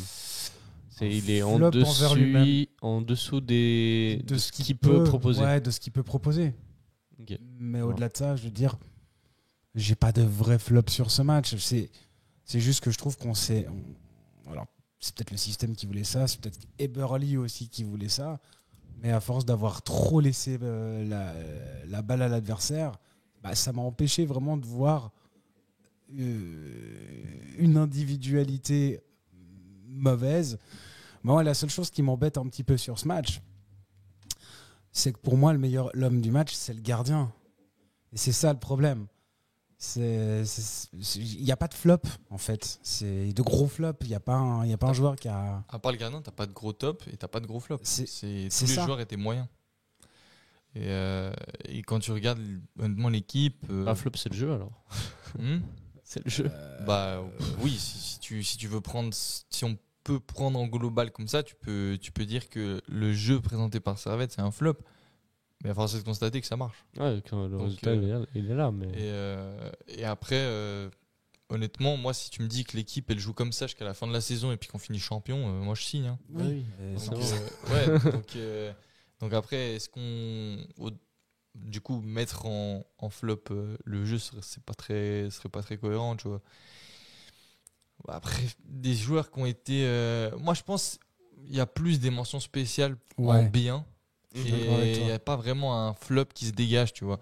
Moi, en mention spéciale en bien, et j'étais vraiment pas convaincu au départ. Hein, je pensais pas qu'il ferait un tel match, mais moi, j'ai quand même envie de souligner la performance de Baron. Moi, j'ai trouvé que Baron, hier, il m'a vraiment surpris. Il a tenu vraiment... moi, je trouvais limite que c'était entre Ondoa et Baron. Baron, je trouvais au-dessus d'Ondoa. Hein, il a été bon. Moi, je trouvais que c'est un des joueurs qui était presque le plus propre. Il a raté 2-3 passes de temps en temps, mais moi, j'ai beaucoup aimé. Et je ne l'attendais pas à ce niveau. J'étais le premier à dire que si tu veux être champion, fallait commencer à se séparer de joueurs tels que Baron. Il a prolongé. Parce que, oui. Mais c'est plus trop. Oui. Non, mais quand j'ai vu qu'il avait prolongé, moi j'ai pas compris parce que c'est des prolongations automatiques, certes, mais non, lui c'était pas automatique en plus. Lui c'était. Il a fait un bon match à Everton. Des négociations, un beau but, voilà. Mais non, mais c'est vrai que Baron surpris en bien et j'espère qu'il va continuer comme ça parce que là ça devient une option. Ouais. Là où avant je le voyais plus, c'est un peu dur, mais je le voyais plus. C'est une option parce que Magnin est blessé. Ouais, mais du coup, quand Doulin reviendra, saisir son opportunité. Oui, alors je suis totalement d'accord. Mais quand Doulin reviendra, en gros, quand on aura l'effectif total, ça reste une option, mais ça ne devient pas une option. Il sera jamais titulaire. Non. Mais c'est un joueur. Moi, sur qui on peut compter, quoi. Moi, si tu dois amener une stabilité technique et poser le jeu en fin de match, moi, je ferais rentrer plus un Baron qu'un Magnin. Tu vois. Ah oui, pour ça, oui. Donc, tout à fait. ça apporte une option supplémentaire. Là où il y a 3 matchs, Baron, je le fais même pas rentrer. C'est ça, normalement, il est pas Et là, il m'a surpris et j'ai retrouvé un Baron qui me donnait certaines certitudes avec Geiger. Là où l'année passée, j'ai trouvé que Baron, c'était un peu plus compliqué. Mais il est passé au milieu de terrain aussi. Il a joué défenseur centre de la saison. Bon, alors moi, défenseur centre, je suis vraiment pas convaincu par contre de Baron. Mais Baron au milieu de terrain, j'aime bien. Baron au milieu de terrain, je trouve que voilà, il a certaines qualités que lui peut apporter, que d'autres joueurs ont peut-être moins l'habitude d'apporter. Aussi sur le coup de pied arrêté, il a une bonne patte. Un gaucher, c'est toujours important. On a vu que entrée de surface, il peut allumer aussi. Il a une bonne petite patte. mais sinon, surpris en bien, vraiment. De Mention Baron. spéciale Ça à me fait plaisir aussi de, pour une fois, un peu souligner une performance. Bien sûr. Mhm. D'autres mentions spéciales avant de passer à la suite? Alors oui, moi j'en avais. Vu que j'avais pas de gros top à part Mal, Ouais. j'ai mis des mentions spéciales pour les buteurs. Crivelli et Ouattara. Ouais, Ouattara et Crivelli, parce que Crivelli, c'est létal. Hein, une action, un but, on est obligé de le souligner. Comme contre Yverdon en plus. Comme contre C'est Yverdon. son seul tir contre Yverdon et qui marque. Ouattara, pareil, bonne entrée. Hein, je trouve, moi, perso, comme Mathieu, que c'était une entrée, alors ok, pas 100% parfaite, mais bon, mieux que quand il est titulaire. Et puis une petite mention spéciale pour le retour de Séverin, que j'ai trouvé, comme on l'a dit, Solide. primordial Séverin. dans la charnière. Moi, je rajouterais quand même aussi. Moi, je mettrais quand même Micha. Parce que moi, Micha, il a eu un petit peu plus de déchets qu'à l'habitude. Mais j'ai trouvé quand même que c'est celui qui a apporté le plus de danger. Sur tout le match, le premier but, il fait la passe décisive. 1 minute avant le but, il fait une passe en retrait à Koutessa. Malheureusement, il met un peu de temps pour frapper. Mais la passe, de nouveau, du génie absolu. Et là, le deuxième but vient d'une combinaison entre lui et Konya sur le côté. Donc moi, j'ai trouvé quand même Stevanovic, même si techniquement, c'est pas son meilleur match, il est quand même nouveau. On est de nouveau un peu dans cette... en tout cas, en 2025, je trouve que c'est encore plus criant. On est de nouveau un peu dans une Stevanovic dépendance où, honnêtement, tout repart de son côté. Et bon, pour nous, notre plus grand plaisir, parce qu'il continue à donner caviar sur caviar. Et en plus, maintenant, il commence à marquer. Alors, c'est parfait. Et donc... Ouais, et puis il fait pas une grande saison. Selon le sport, il fait pas une grande saison. Donc, il a toujours ce petit côté trop altruiste. Par exemple, il y avait une action où je sais plus qui lui fait le centre, et au lieu de tirer, il veut faire une remise poitrine. Ouais. Et juste là, mais non, mais qu'est-ce que tu fais? Mais tire, je sais pas. Il voulait faire remise poitrine à Rouillet. Ouais, moi je me suis levé, j'avais envie de crier, après je me suis dit non, c'est Micha. C'est Micha, on peut pas. Il avait une bonne intention derrière. Ouais. Tu sentais Bijan qui te regardait par-dessus. Ouais, depuis Lugano. Il était encore en arrêt depuis Lugano, justement. Non, j'ai pas le droit. On va passer à la suite, on va parler de... À part ça, toi, tu les as pas donnés. Hein. Moi, j'avais un peu les mêmes, Mal, surtout en top. T'as une mention spéciale qu'on n'a pas dit? Est-ce que j'ai une mention spéciale qu'on n'a pas dit? Non, vous avez parlé de Baron, vous avez parlé de Séverin, de son retour. Le retour de Doulin m'a fait plaisir. Oui, son engagement dans le jeu était intéressant. Ouais. Moi, j'ai trouvé j'aime bien son énergie. Ouais, alors l'énergie. Et il est partout, tout le temps. Et un peu trop d'engagement des fois, mais... D'ailleurs, j'ai trouvé son entrée, elle m'a juste fait trop plaisir parce que, en plus, moi, quand il y avait ce débat on doit Doulin, moi j'ai toujours été team Doulin. Donc, moi, ça m'a fait trop plaisir de le revoir au jeu parce que moi, c'est un joueur que j'adore. Ouais, puis il est vraiment sympa. Moi, je l'ai pas vu, mais il est là. En plus, il nous a fait une belle dédicace, donc il rentre encore plus dans mon cœur. Tu vois. Non, moi, franchement, je suis vraiment, je suis vraiment monté dans le train d'Oulin depuis qu'il est arrivé. Moi, c'est vraiment un joueur directement. J'ai adoré ce joueur, et puis là, le revoir au jeu, ça m'a fait vraiment plaisir. Puis voilà, il rentre avec sa combativité qu'on lui connaît. Peut-être un peu brouillon, balle au pied, mais bon. Est-ce que je veux vraiment, en plus moi, je veux pas vraiment pas lui jeter la pierre maintenant. J'attends juste de le voir encore plus, quoi. J'ai envie de le revoir. Tu sais à quoi je pense là maintenant? Ce que j'aimerais voir sur les 10 derniers matchs, et j'espère qu'il y aura la possibilité de le voir en cours de match, parce que ça m'étonnerait clairement que ça soit en titu. C'est une charnière Doulin Nonje. Ouais, moi totalement. Mais moi je vois même un milieu à 3 avec Konya, Nongué et Doulin. Parce que Doulin, il t'apporte une stabilité défensive. Et ça veut dire que tu vas encore. On dit Nongué en fait, pas Nonje. Moi je dis comme ça, mais. Je sais pas. Mais tu vois, moi je vois presque même un milieu à 3 si Antunes ne revient pas au top niveau. Parce que si avec un Doulin derrière, déjà tu as une assurance défensive. Et Doulin, il ne faut pas non plus négliger ses relances. Parce que moi je trouve que en termes de 6, c'est notre meilleur relanceur. Il est meilleur relanceur que Magnin, que Ondoa. C'est quelqu'un qui balle au pied à vraiment de l'aisance. Et ça te donne, en fait, quand tu as un Doulin dans l'équipe, ça va te donner plus de liberté aux autres milieux de terrain. Et Nongué et Konya, quand tu vois leur aisance technique, si tu leur donnes de la liberté, ils peuvent faire mal, mais super mal. Et puis, on a l'habitude de voir Konya, il se projette. Même s'il frappe pas assez, c'est quand même quelqu'un qui se projette vraiment énormément. Donc, avec un Doulin, ça t'offre quand même cette stabilité-là. Et alors moi, même si Antunes revient, moi, je suis partisan pour garder Konya, Doulin, Antunes comme on l'avait en début de saison et que ça marchait bien. Tu vois. Moi, pour moi, Doulin, juste dans 2-3 matchs, quand il aura bien repris le rythme, moi, je le vois totalement reprendre sa place de titulaire parce que dans le jeu de Servette et dans cette jouerie qu'on a perdu depuis un moment, et je le trouve aussi fondamental, tu vois. Sur le milieu de terrain qu'on avait et qui était fondamental en termes de jouerie, tu perds quand même 2 des 3. T'avais Antunes, Doulin et Konya. Et là, t'as plus Konya. Ouais. Donc peut-être ça passe aussi par là. Peut-être que Servette aussi finalement s'adapte en fonction des joueurs qu'il a à disposition. Parce qu'on a quand même, depuis le début de l'année, on n'est quand même pas épargné au niveau des blessures. C'est clair. Passons à la suite. On va parler des féminines. Pour commencer, pour faire un tour des autres clubs de Servette et de Genève. Les féminines ont fini leur phase de championnat régulier qui s'est achevé avec un match nul 0-0 contre Bâle, ce qui fait au classement qu'elles ont fini 3e, juste derrière. Bon, là, j'ai pas le classement entier. Oui, je crois qu'il est ici. Voilà. Elles ont fini 3e derrière Bâle et IB, sachant que la première place du championnat régulier qualifiait l'équipe en Europe, mais pour l'UEFA Europa League, Women's Europa League qui va être créée la saison prochaine. Donc IB s'est qualifié, mais Servette a encore une occasion de jouer l'Europe en gagnant le titre, en gagnant les playoffs, et pour ça il faudra d'abord battre Getse qui est 6e et en quart de finale de playoff, c'est un match aller-retour. Donc voilà pour la situation des féminines. Elles sont pas si loin de gagner le titre finalement, même si elles ont fini 3e, ce qui est une bonne nouvelle.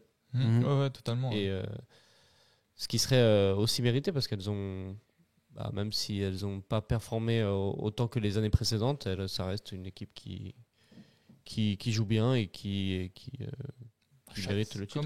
Ils font quand même preuve d'une très grande régularité. Ouais, bien sûr. Ça fait plusieurs saisons impressionnant. Elles sont au top, quoi. Ouais. Et puis là, malheureusement, elles ont été éliminées au tir au but en demi-finale de Coupe de Suisse.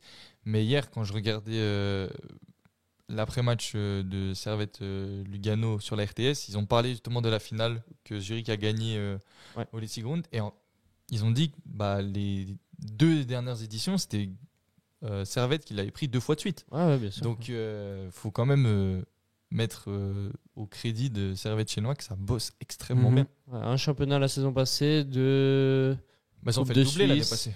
Exact. En championnat, elle reste sur le titre gagné la saison passée, mais avant ce titre, c'était 2 finales de play-off perdues. Malheureusement, mais elles sont arrivées jusqu'en finale.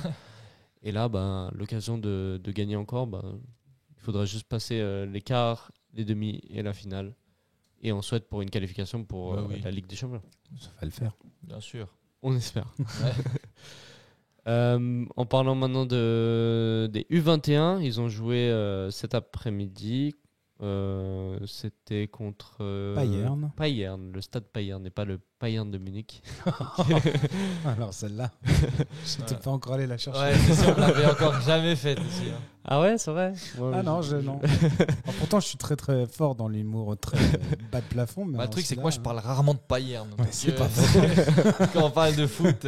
C'est donc pour le compte de la Oval Promotion League, non, c'était pas la Oval, la première ligue classique, pardon. Servette s'est imposé combien 6-3. 6-3, waouh. 5-2 à la mi-temps. Eh ben, beaucoup de buts pour ce match, ce qui fait que Servette est 7e avec 37 points. Je ne sais pas s'ils pourront chercher la montée parce qu'il y a quand même 3 clubs genevois qui sont assez bons. Là, on a Lancy, Chénois et Mérin qui sont avec 47 points et 45 points. Servette est à 37. Au moins, le maintien est assuré. Parce qu'au vu du premier tour, c'était assez compliqué pour Servette. Mais ces derniers temps, ça joue très bien aussi dans les U21. Ça enchaîne les victoires. Ouais, carrément. Ils ont une super bonne série.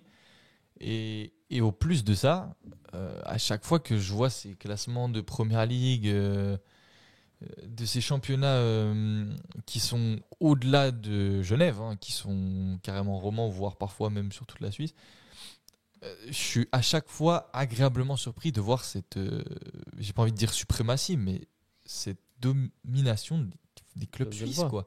Parce que les clubs, ouais, c'est vrai que les clubs suisses, je prends pas beaucoup de risques en disant les clubs suisses. C'est dingue qu'en Super League, il y a que des clubs suisses. Non, mais les clubs genevois, tu vois Chénois, tu vois Lancy, tu vois Mérin. C'est incroyable de voir. Aujourd'hui, même parce qu'il y a eu des années où Lancy, ils étaient vraiment plutôt dans le dur. Ouais, bien sûr. Là, ça fait plaisir ces dernières années. Là, on parle à l'heure actuelle. Tu as même Grand Saconnet en Promotion League. Donc, mine de rien, le Genève a quand même un sacré vivier. Ça joue. Moi, je pense honnêtement que le football genevois fait partie des. C'est un des cantons où le niveau est le plus relevé, je pense, en termes cantonal. Moi, je pense que c'est le canton. Le plus relevé, ouais, peut-être. Bien sûr. Totalement. Petit mais costaud. Petit. On est l'île de France de la Suisse. Magnifique, ça c'est bien dit ça. Pour les buteurs des U21, on a Vasco Triton qui a marqué un triplé, si je me trompe pas. Ouais, triplé. Non, quadruplé. Waouh. Alexandre Diaz Patricio qui en a mis un et Alix qui en a mis un autre. 6-3 et j'ai vu qu'à la mi-temps, Marouane Aubert, le gardien, s'est fait expulser. Même comme ça, ils ont gagné avec le gardien en moins. Donc, du coup, Besson, il joue carrément plus en fait, parce qu'avant quand il jouait pas avec le groupe pro, il était en remplaçant. Ah oui, c'est vrai, oui, parce que Frick est blessé. Ouais. Mais je pense que quand il y a Frick est mal, je pense quand même qu'il joue en M21, parce que s'il joue mais parce que Marouane Aubert est un sacré gardien à devenir. Hein. Il a je crois qu'il est même il a sauté une génération parce que normalement il devrait être avec les U19 de Servette. Là il joue avec les U21. Mais il a 18 ans, je crois. Il était surclassé dans pas mal de choses alors, parce que moi, quand j'étais dans sa classe, il était déjà un an au-dessus de nous. Ah, d'accord. Parce que moi j'étais au cycle dans sa classe, et puis c'est en 2006. Et moi, comme je suis né du mauvais mois en 2004, j'étais avec les 2005. Donc c'était déjà le plus jeune à l'école, mais c'était déjà le meilleur de la classe. Donc bon, je crois qu'il est bon un peu partout, parce que là il est carrément surclassé avec les. Bon, on va faire comment avec Malévric? Non, je pense qu'il sera à la retraite d'ici là. Non, mais en tout cas. Non, mais ça promet. Mais ça promet parce qu'il est carrément international avec les jeunes de la Suisse aussi. Donc non, un très beau potentiel pour Marouane Aubert. Ouais. Grand Saconnet, on en parlait en 3ème division, ils ont perdu 3-4. Du coup, ils sont 6e. De toute façon, leur objectif, c'était le maintien, qui est largement acquis. Ils ne cherchent pas la montée en Challenge League déjà. Donc, ouais. Ça va aller. Déjà, se stabiliser en promotion, pour un club comme ça, je pense que c'était clairement le but, et ils le font plutôt bien. Ouais. En Challenge League, on a Étoile Carouge qui fait match nul. J'ai regardé le match contre Arao. Ils perdaient 2-0 et ils ont mis 2-2. Rufli, 2 fois. Ouais, exactement. Et Arao a eu une énorme occasion, je crois que c'est en fin de première mi-temps. Genre, je sais plus à quel score à ce moment-là. Je sais plus. Enfin bref, tout ça pour dire que Arao aurait pu gagner ce match. Mais gros retour de Carouge, superbe frappe de Rufli pour le 2-1 et sur penalty pour le 2-2, sur un penalty assez généreux d'ailleurs. Mais belle combativité de Carouge sur ce match. Qu'est-ce qu'ils disent nos petits Servétiens là? Simba Colli, je crois qu'il était je crois que j'ai vu sur le banc. Parce que moi je suis allé voir Carouge Bâle par de Suisse. Et alors moi déjà je suis quelqu'un qui veut voir Sidiki Camara en équipe première à Servette. Moi je veux le voir avec Servette parce que je trouve que ce petit là il a vraiment un potentiel, quoi. Il a joué Camara, il était titulaire. Et puis là contre Bâle, quand je suis allé les voir à la Fontenette, je me suis concentré sur Camara, et honnêtement je comprends pas ce qu'il fait. Il est vraiment bon. c'est un super joueur et je pense que je m'en souviens quand il a fait ses premières apparitions sous les couleurs on l'a tout de Servetienne. suite vu qu'il peut apporter quelque chose et dans la rotation, tu vois, cette année il aurait eu du temps en de jeu. plus il fait une saison de ouf l'année dernière à Nyon. Et mais je me souviens, on a tous été scandalisés quand il a été bon. Après, c'est quand même mieux aussi qu'il joue parce qu'on n'aurait peut-être pas trop donné de temps de jeu, tu vois. Ouais, mais comme la confiance, et à juste titre, et je suis très content qu'on fasse ça, la confiance qu'on donne à Ouattara et à Varela, cette année, on aurait très bien pu aussi la donner à Camara, tu vois. Je suis d'accord. Surtout au vu des blessures qu'on avait au milieu de terrain. Je suis d'accord. Et puis, tu vois, moi je pense qu'un Camara, il préfère rentrer un match sur 2, 10-15 minutes avec Servette, que de se faire là l'année prochaine encore une saison complète en Challenge League. Là, il se sera fait 2 belles saisons en Challenge League. Je crois que maintenant, il faut tester la Super League et pourquoi pas avec son club de cœur. Ça me ferait mal, mais il y a quand même un monde où il revient cet été puis il part dans un club de Super League, mais tel que Yverdon. Tu vois, on a tout de suite ce réflexe-là. Tu vois. Ouais, mais si c'est Yverdon, c'est prêté. Ouais, mais il va encore marquer des buts contre nous. Du coup, Carouge, ils sont 3e. Bon, ils sont très loin de la montée. De toute façon, c'est pas ce qu'ils cherchent non plus. Ils cherchent aussi le maintien. Ils viennent de monter. Non, mais c'est génial. Franchement, Carouge 3e. Sacrée saison. Sacrée saison. Et... Ouais, ça fait plaisir de les revoir. Enfin, de les voir là et de les revoir et puis de pouvoir se dire qu'il y a cette stabilité qu'on espère. Ouais, ils sont bien partis quand même, parce que j'ai l'impression que ça bosse bien du côté de la Fontenette. Et puis j'aimerais bien revoir ça fait longtemps qu'on n'a pas vu un Carouge Servette ou un Servette Carouge. Bah en Coupe de Suisse. Ouais, on verra. Ça fait longtemps. Au challenge. L'année prochaine. Quand on était en première ligue. Ouais, mais ça remonte. Ouais. Non, bien avec un Servette en première, en Super League. Ouais, bien sûr. Ça, je l'ai vu. Hein. Toi, t'étais pas né. Et toi, je sais pas. Et je crois d'ailleurs à l'époque, si je me trompe pas, je crois que Castella était entraîneur de Carouge. Ah ouais. Ouais, ça c'est une époque que j'ai pas connue. Non. Mais je crois parce que j'étais allé voir le match à la Fontenette et je crois que c'était un Carouge Servette. Mais je sais que Castella à l'époque avait traversé le Rhône. Le Larve. Le Rhône, ouais. Traverser le Rhône. Ouais, littéralement. Voilà, passer de Carouge de Servette à Carouge. Nos amis du AC Taverne se sont imposés 3-1. Si jamais. Voilà, et AC Taverne toujours là. Donc c'était un vrai bon week-end. Hein. Ah ouais, c'est vraiment même le AC Taverne a marqué, même si le AC Taverne a gagné. D'ailleurs, il joue dans quel stade le AC Taverne? Je pense que c'est même pas indiqué. Mais je crois que c'est un club tessinois, je crois. Ah ouais? Ouais. C'est pas un nom de... Non, pas du tout. Mais ah ouais, il me semble Campo Comunale Taverné. Incroyable. Bah voilà, sinon pour le tour des clubs genevois, après bon, la deuxième ligue inter, tout ça, mais là c'est pour nos amis de Proxy Foot qui le font très bien. Ouais, qui le font très très bien, exactement. Ouais. Voilà, c'est de magnifiques terrains. C'était la saison 2000-2001. Je suis en train de regarder si je me trompe ou pas. Mais effectivement. Ouais, très bien. Ah ouais, mais c'est vrai que 2001, j'étais même pas né. Hein. C'est pour ça que je t'étais pas né. Moi, je t'ai né. Parce que souvent, c'est une vanne, mais là, carrément, j'étais vraiment pas né. On va passer à la suite. On va parler de la Super League. Comme dirait Bidjan, du pain quotidien. Pain quotidien, exactement. La Super League, les matchs se sont terminés ce week-end. On va revenir en détail sur ce qui s'est passé. Pour commencer, le week-end avait commencé par un match entre Yverdon et Sion et Young Boys Saint-Gall. Yverdon-Sion ont fait match nul 1 partout. Young Boys s'est imposé contre Saint-Gall 1-0. Le lendemain, le soir même, Servette s'est imposé contre Lugano. Aujourd'hui, on a Bâle qui allait battre Winterthur. On a Lucerne qui a éclaté Lausanne 4-1. Et on a le derby, le Zurcher derby qui s'est fini par une victoire par le FCZ 2-1. Pour le plus grand malheur de Bijan. Pour le plus grand malheur de Bijan, qui lui n'aura pas eu un si beau week-end que ça. Ouais, il aurait eu un beau samedi. Ouais. Il aurait eu un beau samedi, c'est ça. Tu vois, là, si on commence à dire qu'il a des mauvais week-ends pour Guetze, ça commence à sentir mauvais. À moins qu'il préfère assister à une défaite de Getse par rapport à une victoire de Servette. Mais ça, s'il ne nous regarde pas. Ceci ne nous regarde pas. Ouais, je préfère même pas savoir.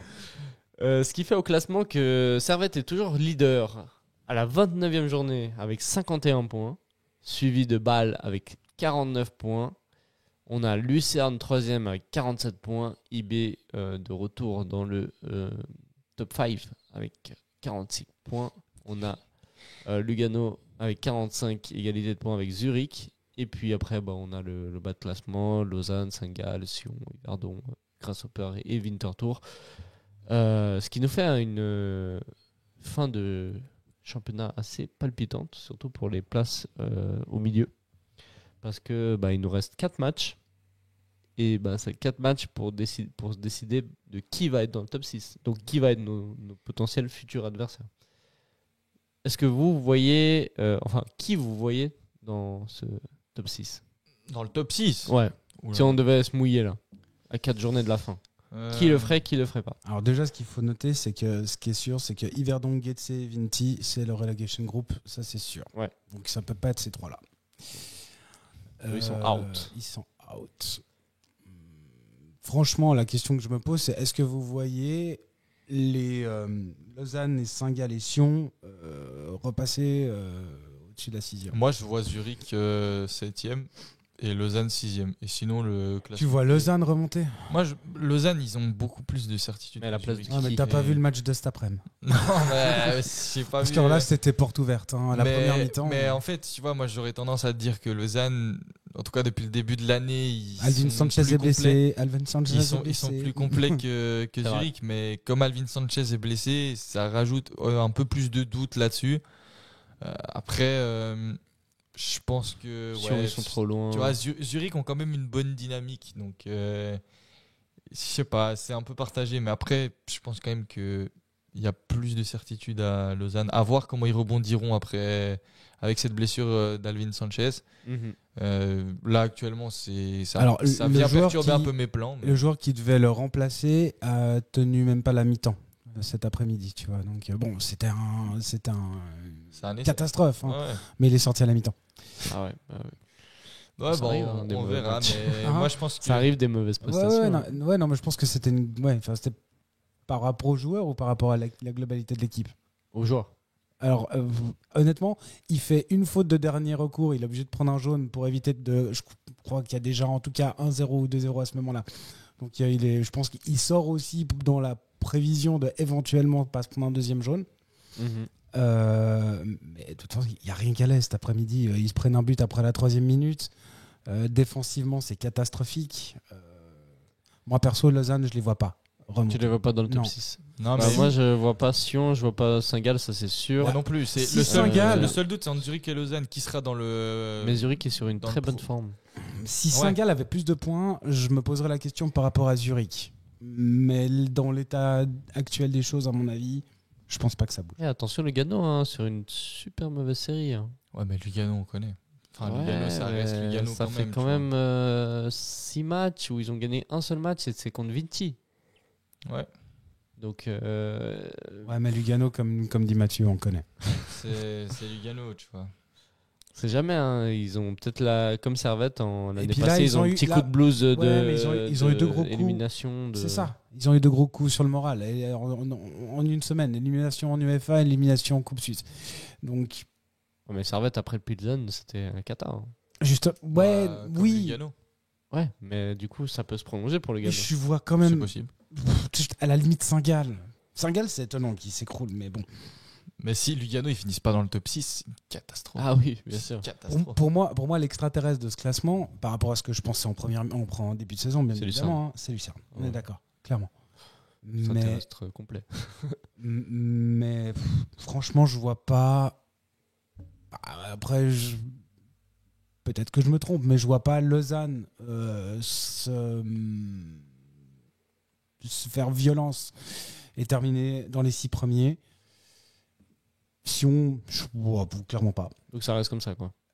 La seule chose, c'est je me dis, est-ce que Saint-Gall pourrait retrouver des couleurs, mais je suis pas convaincu. Parce que Il reste quoi? Il reste 4 matchs. parce que ça fait 6 points déjà. Il reste 4 matchs et ils ont 7 points de retard. Il faudrait gagner 6 points. J'ai cru qu'ils étaient à 38. Donc c'est pour ça que pour moi. Il faudrait gagner au moins 2 matchs. Quoi. Ouais, et puis que les autres en perdent 2. Ça veut dire que sur 4 matchs, ça fait serré, tu vois. Ouais. C'est pour ça que pour moi, je vois pas forcément de gros changements. Surtout que. Ah, mais j'ai mal vu. Attends, Lausanne, ils ont 40 points. Ouais. Ah, bah alors non. Clairement pas. Non, je pensais qu'ils. En fait, je suis parti du fait qu'ils avaient. 45 en fait, ils avaient 45 les deux. Ah non, Lugano et Zurich qui ont 45. Non, il y a 5 points. J'ai mal regardé. Mais après, 6 points, ça change vite. Hein. Non, mais alors, moi, là, je suis complètement David, le top 6 ne changera pas. Enfin, en tout cas, les équipes qui y sont ne changera pas. Non. Peut-être l'ordre, peut-être, mais. Oui, là, alors peut-être moi, pour moi, je suis d'accord avec toi. Du moment où tu as 5 points de retard en 2 matchs, ça me paraît chaud. Après, oui, tu me dis 2 défaites et 2 victoires, mais il reste 4 matchs. Parce que moi, clairement, alors si on réfléchit sur ce que tu dis, hein, pour moi, les 6 premiers, c'est bon, mais ça reste pas dans l'état actuel. Peut-être qu'effectivement, Lugano 6e. Logiquement, je dirais Lucerne 5e. Et après, ce sera. Ça veut dire que tu mets Zurich dans le top 4? Ah, non. Zurich 5e peut-être. Oui, non, je le mets dans le top. Après, il y a 2 points de différence. Je le mets dans le top 4. Après, ce que je sais pas, c'est Balibé. Vu qu'on sera champion. Donc. Bah ouais. Je pense vraiment que, honnêtement, IB. Là, s'il y a un IB bas, le IB il gagne. Donc, honnêtement. IB, moi, je vous dis, moi, j'ai peur pour le match de mardi parce que IB, déjà, ils ont la même dynamique que nous. Et IB, c'est ultra fort en ce moment. Même si dans le jeu, c'est pas le Barça, ils ont. Enfin, tu vois, au mercato d'hiver, tu te fais quand même ramener Bedia et Christian Fasnacht. Ah, bah oui. C'est autre chose. Offensivement, ça te change totalement une équipe. Et on l'a vu. Et IB, ils sont sur une telle confiance que là, j'ai l'impression que d'ailleurs, la machine, elle est lancée. Quoi. Je viens de percuter qu'on va revoir Bedia de l'autre côté. Ah, ouais. Je viens de percuter. Ouais. Je pense que j'étais encore dans le déni. Oh non. En tout cas, les autres équipes sont pas dans le déni parce qu'il a déjà marqué pas mal de buts. Hein. On peut voir les. Il s'est passé complètement contre nous. Hein j'espère. Hein. Apparemment, il a eu un match un peu compliqué contre Saint-Gall. Donc. Par respect, il ne se présente même pas. Bien Samé, ça a été compliqué contre IB. Tout le monde. Parce qu'il est retourné là avec Saint-Gall. Ouais. Donc voilà. On va croiser les doigts parce que là, l'Armada qui va arriver à. Mais non, mais on va jouer un sale football, puis on va gagner 1-0. Bah, on va... Magnifique. Regardons les sur une base de la mauvaise saison de Stevanovic. Regardons les échéances pour la 30e journée. On a Yverdon-Lugano. Là, normalement, Lugano devra. Ah oui. En vrai, c'est. Pourquoi que Yverdon chez eux, Yverdon chez eux, c'est pas dégueu. Hein. Non, moi je vois bien un match nul. Hein. Ouais, j'ai un match nul, ouais. Bon, il y a Servette IB. Ça reviendra plus tard. Ouais. Sion, Winterthur. Bon, Sion devrait faire les 3 points normalement. En plus, ils ont mis le match à 20h30. Ça veut dire qu'il est gratuit sur la RTS. Bah, si quelle piètre publicité pour le football suisse. Non, ça peut être aussi Zurich-Lausanne. De quoi bah, Sion Winterthur, ça va pas faire une belle publicité pour le football suisse. Mais pourquoi tu dis ça? Parce qu'il y a 20h30, il sera sur la RTS. Ils sont tous à 20h30. Ouais, mais je crois que sur Winterthur, ils sont sur la RTS. Ah ouais? Donc, ils diffusent pas Servette. N'importe quoi. Bah, c'est un jour avant. Parce que je crois que c'est un jour avant. Ah oui, autant pour moi. Ils diffusent mercredi, je crois. Ouais. Bah, en tout cas, il y aura Zurich-Lausanne et ça, c'est. Ça va définir le top 6. Zurich, si Zurich s'impose contre Lausanne, c'est fini pour Lausanne pour le top 6. Mais 10 fois Zurich. Mais en plus, c'est Zurich chez eux. Mais Lausanne, ils n'ont pas Alvin Sanchez. Ils ont fait un match horrible aujourd'hui. Ils se remettront pas facilement de leur coulage de cet après-midi. Ouais. Lucerne Saint-Gall, là, ça devrait. Lucerne Saint-Gall, ça peut sentir le nul quand même si je pense que Lucerne devrait faire les points. Mais là, faut espérer que Saint-Gall fasse des poins parce que Lucerne, ils font leur bonhomme de chemin, mais ils sont quand même 3e. Hein. Moi, j'aime bien un petit match. Encore une fois, Lausanne coule ce soir, enfin cet après-midi, mais ils jouent bien, hein, Lucerne derrière. Hein. Bah, Lucerne, ils sont là. Et puis Lucerne, c'est un truc de fou, mais personne n'en parle. Mais cette année, c'est un extraterrestre. On n'en parle vraiment pas du tout. Alors là, si tu demandes actuellement à n'importe quel supporter autre que Lucerne, autre que Lucernois, qui sera champion, personne va dire personne Lucerne. Ne te dit Lucerne. Et Lucerne, comptablement et au vu des performances, ils peuvent. C'est pas totalement utopique de dire qu'ils peuvent être champions. Hein. Ouais, j'arrive pas non plus à l'imaginer. Mais moi, je les imagine pas champions, mais c'est vrai qu'on n'en parle absolument pas. Ils sont 3e. Ouais. Bon. Et Bâle, Grasshopper. Bon, ça devrait aller pour Bâle. Pour Servette, on a IB et après on enchaîne. Alors, Saint-Gall à Saint-Gall. Servette, on a un énorme calendrier. On a Sion à Sion. Et on finit. On reçoit Lucerne. On reçoit Lucerne à la fin ? Ouais, bah voilà. On a quand même un énorme 4 matchs. Gros matchs. Mais. Non, en fait, on va pas dire cette phrase parce que à chaque fois qu'on dit ça. Mais tu te rappelles, au live juste avant de commencer l'année 2025, on avait dit bon, les 4 prochains matchs, on joue Getse, on joue. Ouais, ça doit être 12 points. On doit faire 12 points. On a fait 2 points. donc là, on va pas dire, mais en tout cas, tu joues Lugano, parfait, 3 points. IB, Lucerne, qui sont encore. Donc là, tu joues sur les 4 adversaires directs, tu joues 3. Tu joues juste pas Bâle. Mais si tu gagnes contre IB, un derby aussi. Et tu gagnes contre Lucerne. Là, on peut parler de titre très sérieusement. Parce que tu mets 3 points t'auras mis 3 points à tous tes concurrents directs, sauf ton dauphin qui est Bâle. Ouais. Après, si tu perds les 2 autres matchs derrière, ça sert à rien. Oui, bon. oui. Mais tu vois, par exemple, Bâle va se déplacer à Zurich. Le Zurich actuel, c'est vraiment pas déconnant. Bâle, ils ont un gros calendrier. Ils ont, par Grasshopper, ils ont Lugano, Zurich. Ouais. Bon, Yverdon. Oui, mais comme nous. Exactement comme nous. Ils jouent 2 fois 2 grosses équipes. Tu vois, ils jouent quand même Lugano. Et moi, Zurich, en vrai, Zurich chez eux, je te dis, c'est pas facile. Hein. Et puis IB, ils jouent Lucerne et Zurich aussi. Ouais.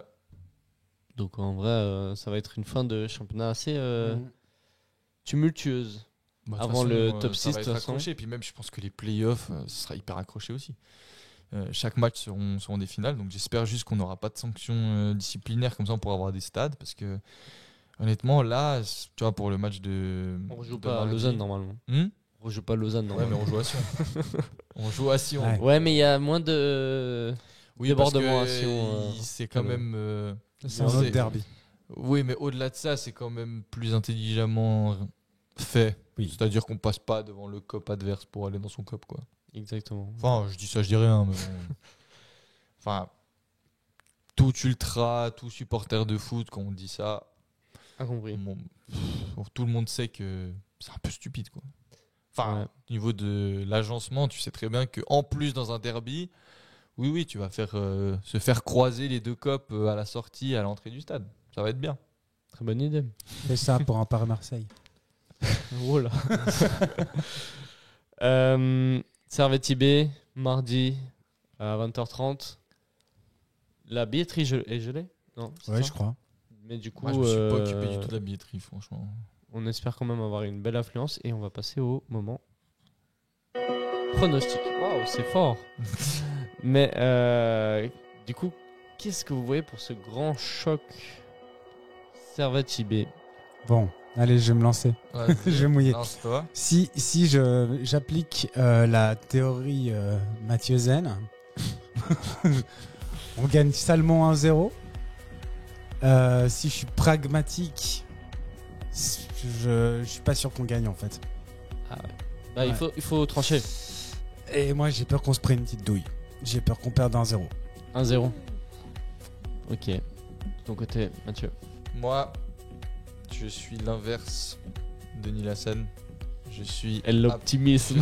Mais normalement je fais l'optimisme, mais là moi j'assume mon optimisme.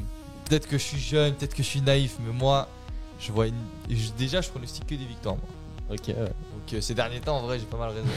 mais j'espère me tromper alors. Victoire 2-1 de Servette parce que on va remettre 2 buts. Mais on va quand même en prendre un parce que IB offensivement c'est trop fort. Donc je pense qu'ils vont quand même nous en mettre un. Mais on va gagner 2-1. Ok. Les buteurs, tu te mouilles ? Bien sûr.